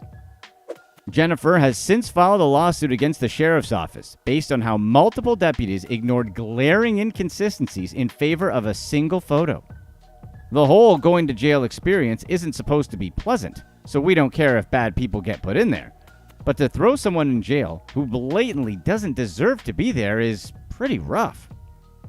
You'd think there would be a little more basic do we have the right person before we lock them up type checks, such as just looking at other pictures when someone is losing their freedom, but somehow there wasn't. Hopefully Jennifer wins her lawsuit and blatant and willful mistakes like this are completely gone. Number 3, the Predator Cop.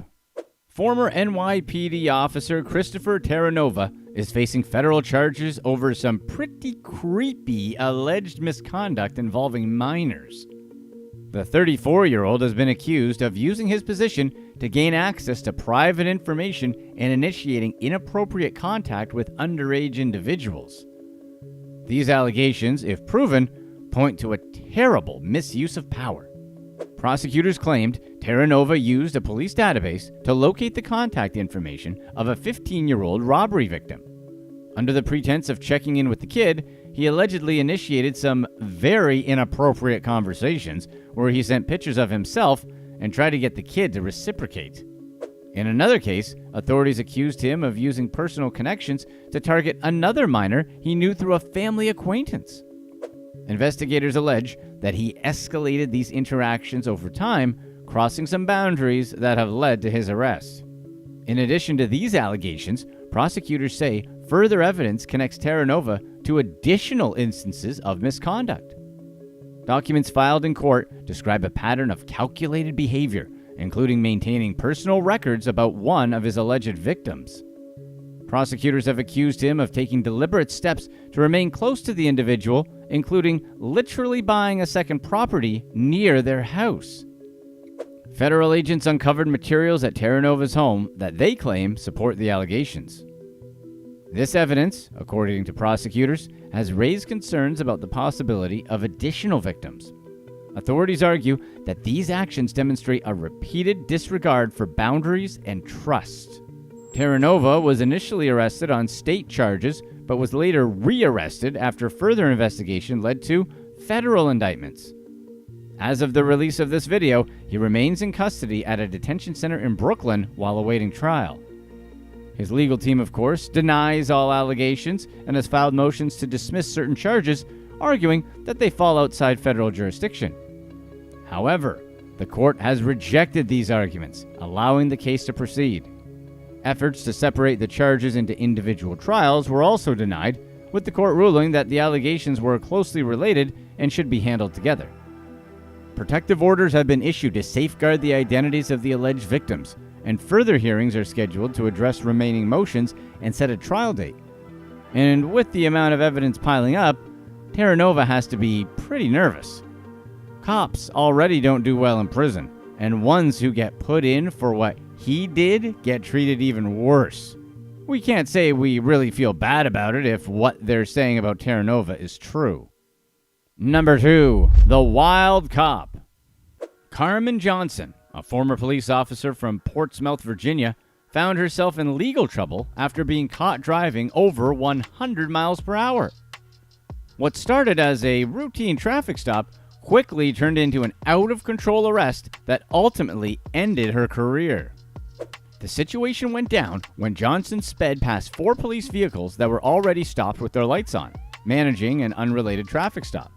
Clocked at over 100 miles per hour, she was pulled over shortly after. Officers noticed some signs of impairment, including glassy eyes, the smell of alcohol, and a blood alcohol content of 0.09, which is just over the legal limit. As officers attempted to detain her, Johnson's behavior escalated. She allegedly kicked one of the officers and made remarks involving race. The officer later testified that the kick occurred during her arrest, adding to the already tense situation. Johnson was convicted of reckless driving, DUI, and failing to yield to an emergency vehicle. Her penalties included a suspended license, a $650 fine, and 10 days in jail. Relatively light consequences given the circumstances. At the time of her arrest, Johnson was an active officer with the Portsmouth Police Department. Following the incident, she was reassigned to an administrative role before eventually leaving the department. Although Johnson's blood alcohol level was barely over the legal limit, her erratic behavior makes us wonder if maybe there were some other substances at play, since different medications interact with alcohol in some pretty significant ways. Being barely over the legal limit typically doesn't make people act that out of control where they're kicking cops, right? Regardless, even though it seems like she wasn't drinking excessively, driving under the influence these days is unacceptable, especially when things like Lyft and Uber are so readily available. She's lucky no one was hurt. Number 1. Elderly excessive force. Leach Vu, a 74-year-old man from Oklahoma City, was left with severe injuries after a routine traffic stop turned into a weirdly intense confrontation. The body camera footage revealed an encounter that should have been pretty calm, but quickly spiraled out of control, leaving Vu in the hospital. The situation exploded after a minor traffic collision where Vu and another driver were issued tickets for improper U-turns. When the officer asked Vu to sign his citation, he refused, insisting that he didn't commit a violation. The disagreement escalated as Vu argued about the fairness of the ticket. The officer explained that signaling wasn't an admission of guilt, but Vu insisted, even saying he'd rather go to jail than comply. As the argument continued, a second woman arrived, identifying herself as Vu's wife and also disputing the citation. During the exchange, Vu raised his fingers to his lips, seemingly gesturing for the officer to stop talking. This apparently irritated the officer, so he grabbed Vu's arm, forced him to the ground, and handcuffed him. The body camera footage shows Vu lying on his stomach with his arms restrained while the officer called for medical assistance. Sadly, Vu sustained severe injuries, including a skull fracture and a neck injury, which required hospitalization and surgery for brain injuries. He also lost consciousness during the incident and now struggles with memory loss, relying on medical equipment for basic functions such as swallowing. His family, understandably, is outraged, calling the use of force unnecessary, particularly given Vu's age and health concerns, which included bone cancer. As of the release of this video, the Oklahoma City Police Department has said that the incident is under investigation and that it's committed to transparency. However, members of the Vietnamese community, including Htman Nguyen, a local advocate, have raised concerns about implicit bias and how officers interact with marginalized groups. Nguyen also discussed the need for his community to better understand how to de-escalate interactions with law enforcement to avoid similar outcomes. The fact that the officer lost his temper over something as minor as being shushed is ridiculous. Sure, Vu wasn't exactly helping by arguing so much, and let's be real, no one likes being shushed. It's extremely condescending, and Vu probably meant it that way since he was upset too. But for someone who deals with angry people regularly, the officer's response was completely out of line. Shushing is a pretty mild way of showing attitude, right? Unfortunately, some people just aren't cut out to be cops, and it's sad that the situations like this are what takes it to find them. This mom left her kids home alone for almost a week because she wanted to party on a cruise. And this lawyer decided to get into her birthday suit at a bar after a few drinks. Let's get right into some of the wildest crimes, starting with number 6, the most selfish mom. Lakesha Woods Williams, a 29-year-old from Houston, Texas, got in serious trouble after leaving her 2 young children alone for nearly a week while she went on a cruise. Authorities say she set off for Miami, then boarded a cruise to Puerto Rico, leaving her kids ages 6 and 8 behind in their luxury high-rise apartment. When neighbors noticed something unusual, they contacted local authorities, and a welfare check revealed a pretty upsetting situation. Inside the upscale Houston apartment, officers found the children living in a disheveled space with a strong odor of urine and food and trash scattered around. The children told the police that their mom had left for a trip, and they weren't sure when she'd be back. Although Williams had set up a webcam and used her phone to check on them occasionally, it wasn't enough to assure their well-being. The police report also noted that Williams didn't make it easy for them to get in touch with her. She reportedly avoided contact and frequently changed her location while authorities tried to reach her. Williams eventually returned home, only to be arrested the very next day on 2 charges related to child endangerment. Her bond was set at $40,000. Neighbors reported seeing Williams leave with luggage one day, but for whatever reason, didn't call the police for 6 days. The McKinley, the high-rise where Williams and her kids live, is known for its luxury, with rents ranging from $2,500 to over $8,000 a month. But despite the comfort of her surroundings, Williams' actions have raised serious questions about her responsibilities as a parent. Fortunately, both children were found to be healthy and were placed with their aunt immediately after the welfare check. As of this video's release, Williams has been charged with abandoning a child with intent to return and is being held on a $25,000 bond. It's hard to imagine how leaving children that young alone for nearly a week seemed like a reasonable choice to her. Even when kids seem capable, they're still just kids. The leap from recognizing that they're little and need care to deciding they can handle being left alone for days is beyond basic logic and understanding. Williams is about as selfish a person as someone can be. Number 5. Abnormal issues. Brian Casella, a Connecticut-based party planner and founder of the popular events company Vivid Events, is now facing serious charges over a deceptive scheme he allegedly orchestrated to satisfy a personal obsession. With a reputation for delivering upscale event services, Casella seemingly lived a dual life, using his influence and resources to conduct a series of unsettling tests on an unsuspecting employee. In an elaborate ruse, Casella allegedly convinced one of his employees, who was dealing with digestive issues, to join a fake medical study. He promised her thousands in compensation, appealing to her need for extra income as she saved for a home with her husband. He even had her sign a confidentiality agreement instructing her not to discuss the study with anyone else at the company. The so-called test started modestly, with Casella using a stethoscope on her exposed abdomen. But over time, he abandoned the medical pretense, going as far as to press his bare ear to her stomach and lift her clothing himself. The situation escalated further when he persuaded her to lie still after taking a sleep aid, though she only pretended to sleep, suspecting his intentions. During one session, he allegedly bound her with zip ties to prevent any movement, which takes the creep factor to a whole other level.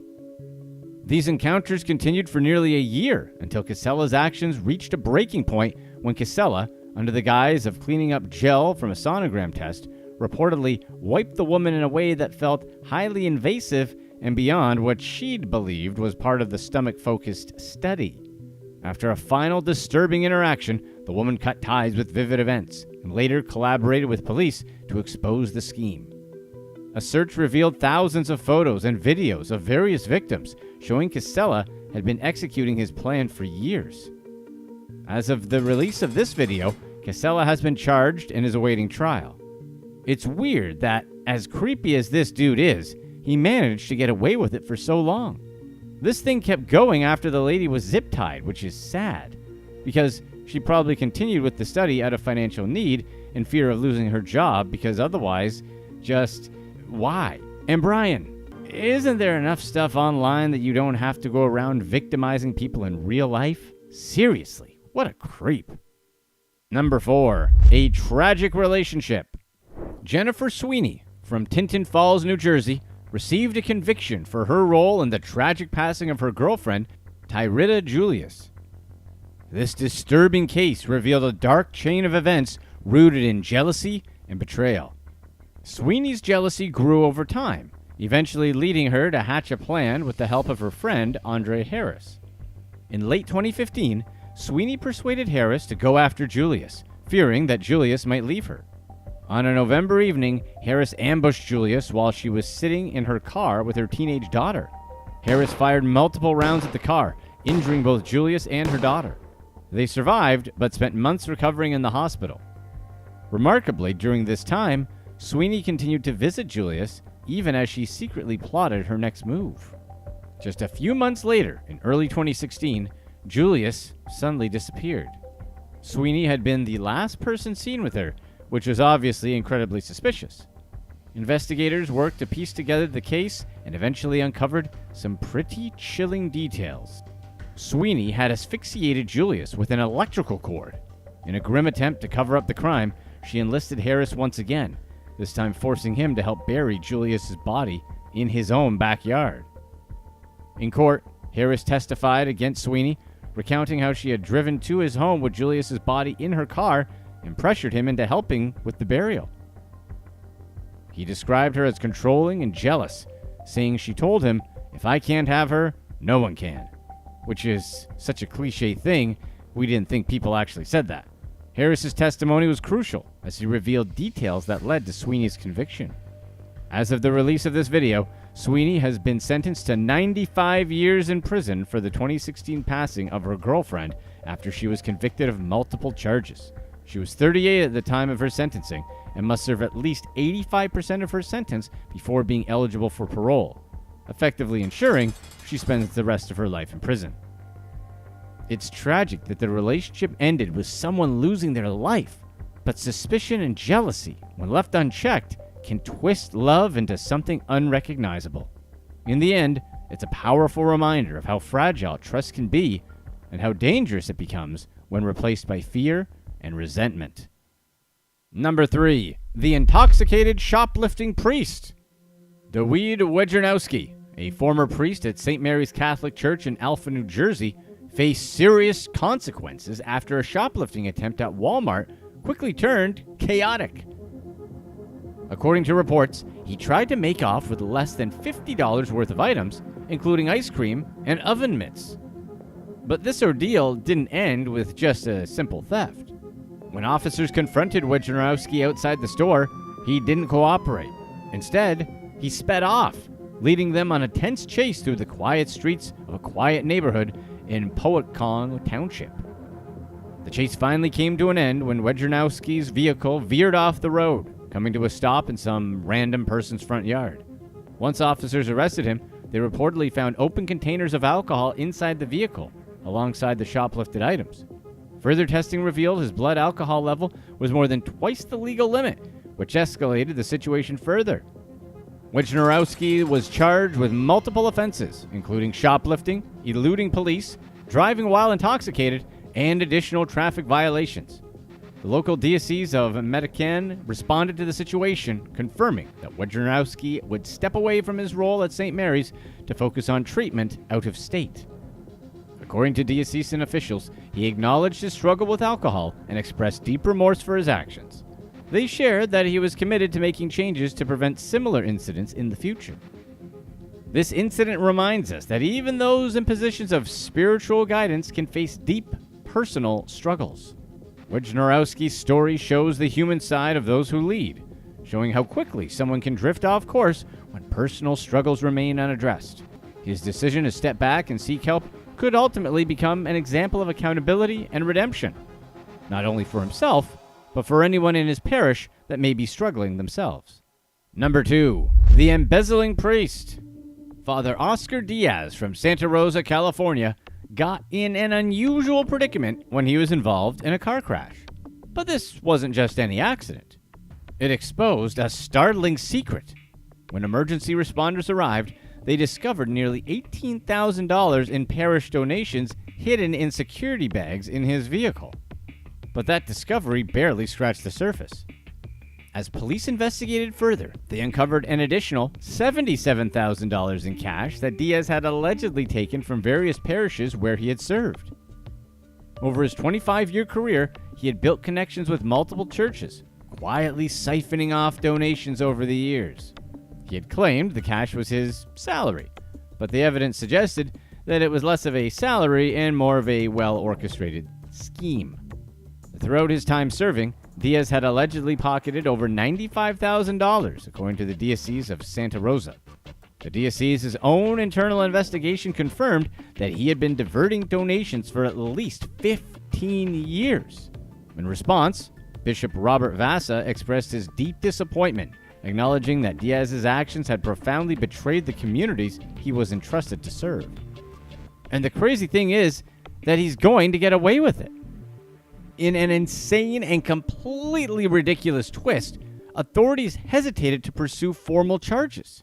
The accounting protocols at each parish made it challenging to prove theft beyond a reasonable doubt, meaning that apparently their bookkeeping was pretty sloppy. It's a little bit suspicious that all of the parishes Diaz served had sloppy bookkeeping, but whatever. He saw an opportunity and he took it. Anyway, as a result, Diaz evaded legal consequences, leading many to feel justice was left unserved, especially since such a sizable amount was involved. In the aftermath, Diaz was suspended from his duties, and the diocese promised to replace the stolen funds for the affected parishes. Although no criminal charges were filed, the diocese had pledged to continue its investigation, ensuring full accountability within its reach. It sucks that because of a technicality, Diaz walked away without any legal repercussions.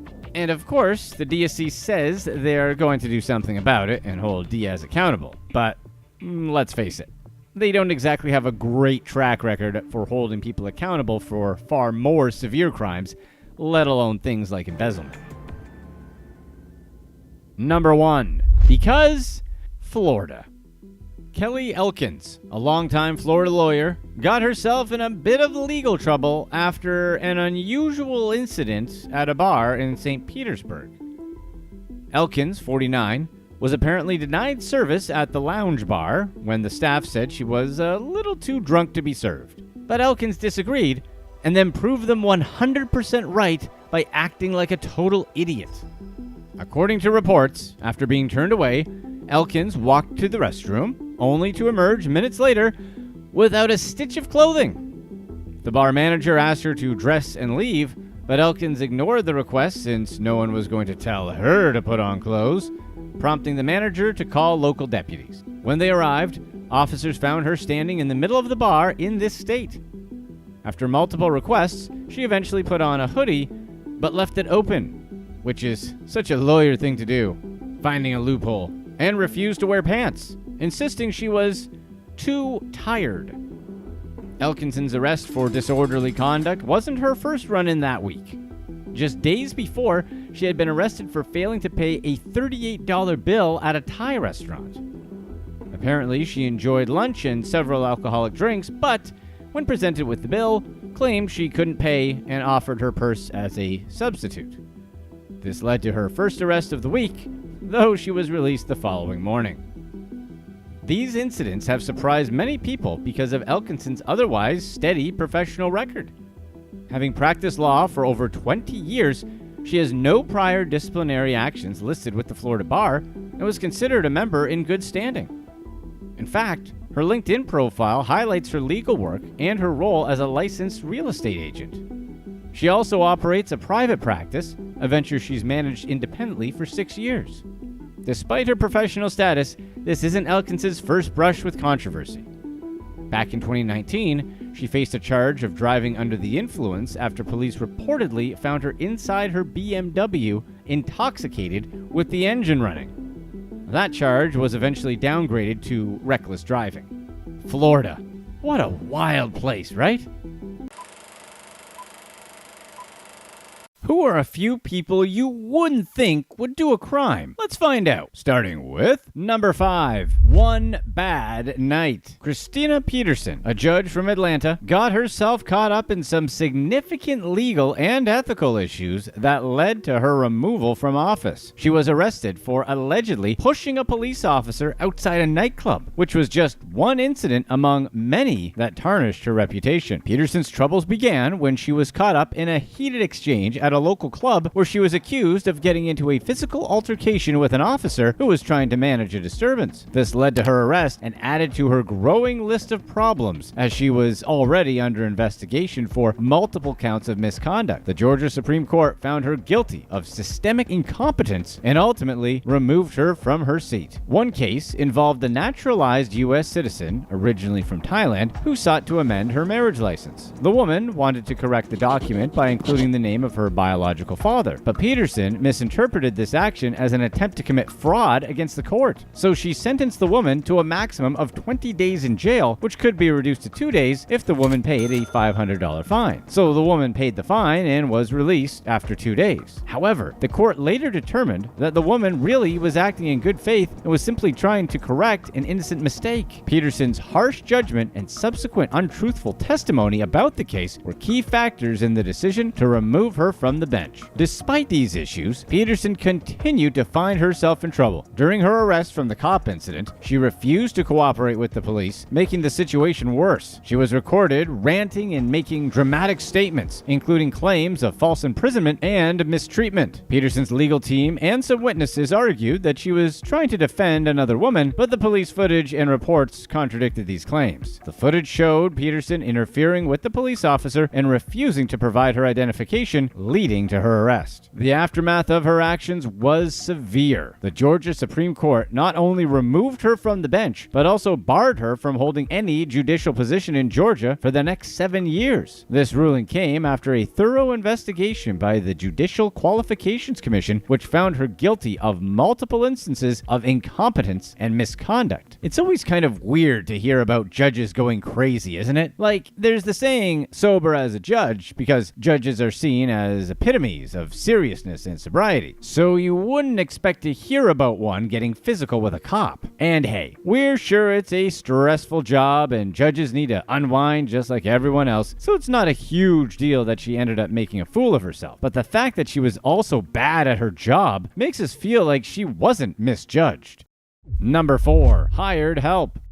Terry Thomas from Wyoming thought he had found the perfect match when he met Cynthia Guy online in 2004, back when MySpace was a thing. A single father looking for love, he quickly married Guy after just 7 months of dating. They blended their families and seemed to find happiness. Terry, a successful businessman, and Cynthia, a counselor at the Central Wyoming Counseling Center, appeared to have it all. However, things took a turn as Terry noticed some changes in Cynthia's behavior. She began to display volatile mood swings, and not in a cute, is this just a food thing, are you hungry kind of way. She would be acting fine, then suddenly turn into a demon. The once stable relationship became a roller coaster of emotions. Cynthia's sudden outbursts and unpredictable behavior strained their marriage. Terry thought maybe they were around each other a little too much, so he thought maybe taking a job in Cheyenne, about 2.5 hours away, hoping the distance would help. With that kind of distance though, it sounds more like he was just trying to get away from her. So instead, absence making the heart grow fonder, the distance only made things worse. By 2010, Terry had moved to Cheyenne full-time, and in 2012, he filed for divorce. The divorce was finalized in 2014, with Terry receiving the majority of their real estate assets, while Cynthia got most of the retirement funds. But despite the legal end of their relationship, Cynthia wasn't ready to move on, but not in a let's fix this kind of way. As it turns out, Cynthia was spiteful and angry. She wasn't ready for anyone to move on. In May of 2014, Cynthia approached one of her patients at the counseling center, asking if they had any connections to the Mexican mafia so she could bump Terry off. The patient, obviously freaking out and now fearing for her own safety, pretended to know someone and reported Cynthia to the authorities. The FBI and local police got involved, and the patient agreed to wear a wire during their next meeting. Cynthia discussed the details of the job with the patient, even suggesting making Terry's passing look like he did it himself. The undercover operation set up a meeting between Cynthia and an agent, posing as a button man named Frankie. Cynthia provided $2,000, photos of Terry, and a detailed map of his home. Thinking she had hired Agent 47, Cynthia waited for confirmation. The agent later texted her that he went to the gym and the workout was really easy, meaning the supposed completion of the job. The police then told Cynthia that Terry was gone, and she pretended to be shocked. During her interrogation, Cynthia denied knowing about any sort of plot. However, the taped conversations were undeniable evidence. She was arrested and eventually sentenced to 20 to 25 years in prison. She'll be eligible for parole in 2028. Terry, though shaken by the ordeal, is determined to move forward. He remains cautious but committed to living his life fully. The entire case was featured in the true crime series Murder for Hire, highlighting the shocking reality of Cynthia's plot and Terry's resilience.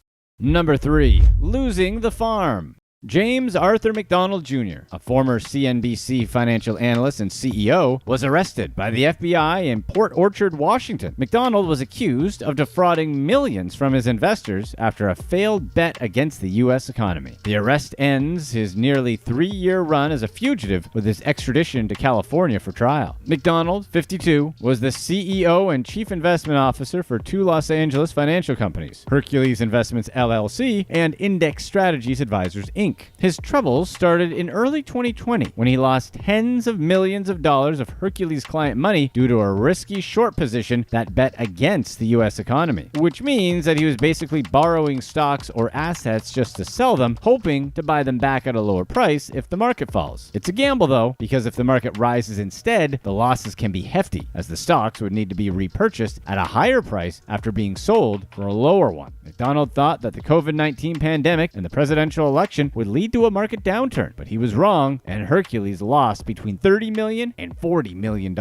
By the end of 2020, investors began complaining about their losses. In January of 2021, McDonald solicited millions more from investors to raise capital for Hercules. He allegedly misrepresented how the funds would be spent and failed to disclose the company's previous massive losses. One particularly notable misuse of funds involved $675,000 from a victim group, with McDonald spending around $174,610 at a Porsche dealership. He also allegedly used $100,000 for a rent house in Arcadia, California, and $6,800 on designer clothing. Yeah, you probably thought this was just going to be a thing about him trying to invest his way out of a hole, right? Yeah, we did too. McDonald was suspected of sending falsified account statements to clients, including one who invested roughly $351,000. When his client later asked for his money to make a down payment on a home, McDonald told him that much of the money had been lost, and he never returned the full investment. After investors began complaining about their losses, McDonald continued to solicit more funds, continuing to mislead investors about their usage. As the financial situation worsened, McDonald failed to appear for a scheduled testimony before the United States Securities and Exchange Commission in late 2021, choosing to run instead and turning him into a fugitive. Despite being on the run, a United States district judge in 2022 found him liable for over $3.8 million,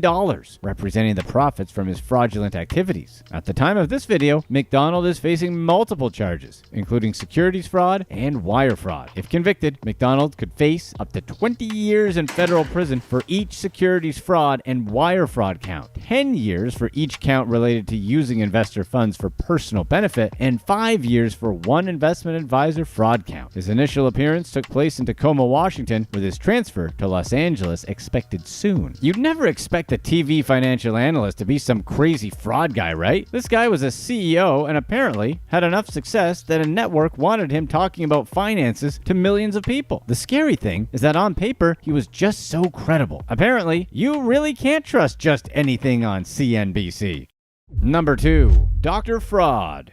Dr. Megan Labine and Dr. Monica Kihar met while serving on the National Body for the College of Family Physicians of Canada. Initially, their friendship seemed promising. Labine, based in Thunder Bay, and Kihar from Manitoba, appeared to share similar career paths and aspirations. But within 8 months, spanning 2019 and 2020, Labine found herself out $160,000. Kihar had convinced her she needed financial help due to a cancer diagnosis. But as it turned out, the diagnosis was fake, and Kihar suddenly disappeared. Kihar initially stopped attending meetings of the National Body for the College of Family Physicians of Canada, where she and Labine initially met and worked together, claiming a breast cancer diagnosis. Labine's attempt to contact her went unanswered, until Kihar abruptly reappeared, explaining she had moved to Alberta for a residency program. Kihar's request for money began with $500 and escalated to tens of thousands over several months. Believing she was helping a friend, Labine drew up contracts that Kihar signed. However, when Labine encountered a supposed employer of Kihar's who denied knowing her, it became clear she had been swindled. The realization was devastating. Labine discovered Kihar had also deceived others, prompting her to report the fraud to the College of Physicians and Surgeons of Manitoba. Labine's suspicions were further confirmed when she ran into a doctor who was supposedly employing Kihar, only to find out he had never heard of her. It was at this moment that Labine realized Kihar's cancer diagnosis was total baloney. Feeling betrayed and humiliated, humiliated, Labine hired a private investigator to track Kahar down. It turned out that Kahar's deception extended to her medical colleagues, leading to her expulsion from the University of Manitoba's residency program. The College of Physicians and Surgeons of Manitoba found that Kahar had fabricated evidence of a serious medical condition to gain financial support from colleagues. This resulted in her censure and expulsion, making her unable to practice medicine in Canada. But despite her expulsion, Kahar moved to British Columbia, where she continued to present herself as a doctor anyway. She had established a business in Vancouver, promoting some electrical muscle stimulation services or something. The local medical regulatory body allows her to use the title doctor as long as she doesn't imply she's licensed to practice. And that seems like a really weird loophole, since using the title doctor would make the average person assume that the person would be allowed to practice. But whatever. The dumb thing was that she was still acting like she was licensed. Despite complaints and an investigation by Fraser Health Authority, Kahar continued pretending to be licensed and running her business for quite a while, but it did eventually shut down. Labine also remains doubtful about Kihar's intention to repay the money. She confronted Kahar after being contacted by CBC News, but Kahar only mumbled some vague promises, and that was about it. So apparently we can't trust judges, doctors, or TV financial people. Luckily, we still have TikTok influencers as valuable sources of reliable information, right? Number 1. The Unprofessionals. Lawrence Michael Handley, a millionaire from Lafayette, Louisiana, tried to have his ex-wife, Shonda Handley, kidnapped. His attempt to have her abducted ended in a dramatic and fatal chase involving the police. One day, Shonda Handley was at home with her daughter and a neighbor when two armed men, Sylvester Bracey and Arsenio Haynes, posing as delivery guys, forced their way in. They handcuffed Shonda and the neighbor, put a hood over Shonda's head, and dragged her into a van. She didn't know it at the time, but these men were hired by her estranged husband, Lawrence Handley. As the kidnappers sped down on the interstate with Shonda in the back, deputies noticed the kidnap van driving a bit erratically, so they attempted to stop it. Why on earth would they be driving all crazy in the first place is anyone's guess, since the whole idea is to not attract attention. Anyway, the drivers, not wanting to stop, tried to get away by quickly swerving off the road. They ended up driving down some dead-end gravel road and wound up stopped on the banks of a canal. So they ditched the van, with Shonda Handley still inside, and attempted to escape by swimming across the canal, drowning in the process. Luckily, Shonda was rescued by the deputies without any real harm. Lawrence Handley, a former businessman who sold his treatment centers for $21 million, had been battling his own severe substance misuse problems. Apparently, his plan was to take Shonda to his secluded camp in Mississippi for some unknown reason, but his erratic behavior just led to a poorly executed kidnapping plot. Handley was arrested 4 days after the kidnapping when police tracked him down to a hotel. He had chartered a plane and planned to leave the country, but his attempt to flee was also unsuccessful. It seems like old Lawrence wasn't much of a planner, huh? At the trial, the evidence against Lawrence was overwhelming. Video showed him planning the kidnapping, and he was linked to the rental van and handcuffs used by the kidnappers. Despite this, his lawyer argued that Lawrence was just in a substance-induced psychosis and claimed he didn't intend to harm Shonda. So, totally no big deal. We're not sure what his plans were once he had his ex-wife at his camp in Mississippi, but the camp is pretty remote, and that sounds like horror movie stuff, right? You don't kidnap someone and attempt to have them brought to your isolated camp just to have a deep conversation about the troubles in your relationship. During the trial, Shonda testified about all that she's endured, talking at one point about actually having to hire live-in security for a few months before the kidnapping, hoping that Lawrence would get the maximum sentence, which would have been life in prison. And since the court had more than enough evidence to convict him, Lawrence took a plea deal instead that sentenced him to 35 years. Click to watch one of these next videos. Let us know in the comment section what you'd rather have: a marriage to anyone you pick that lasts forever, or being a forever bachelor or bachelorette, being irresistible to whomever you choose.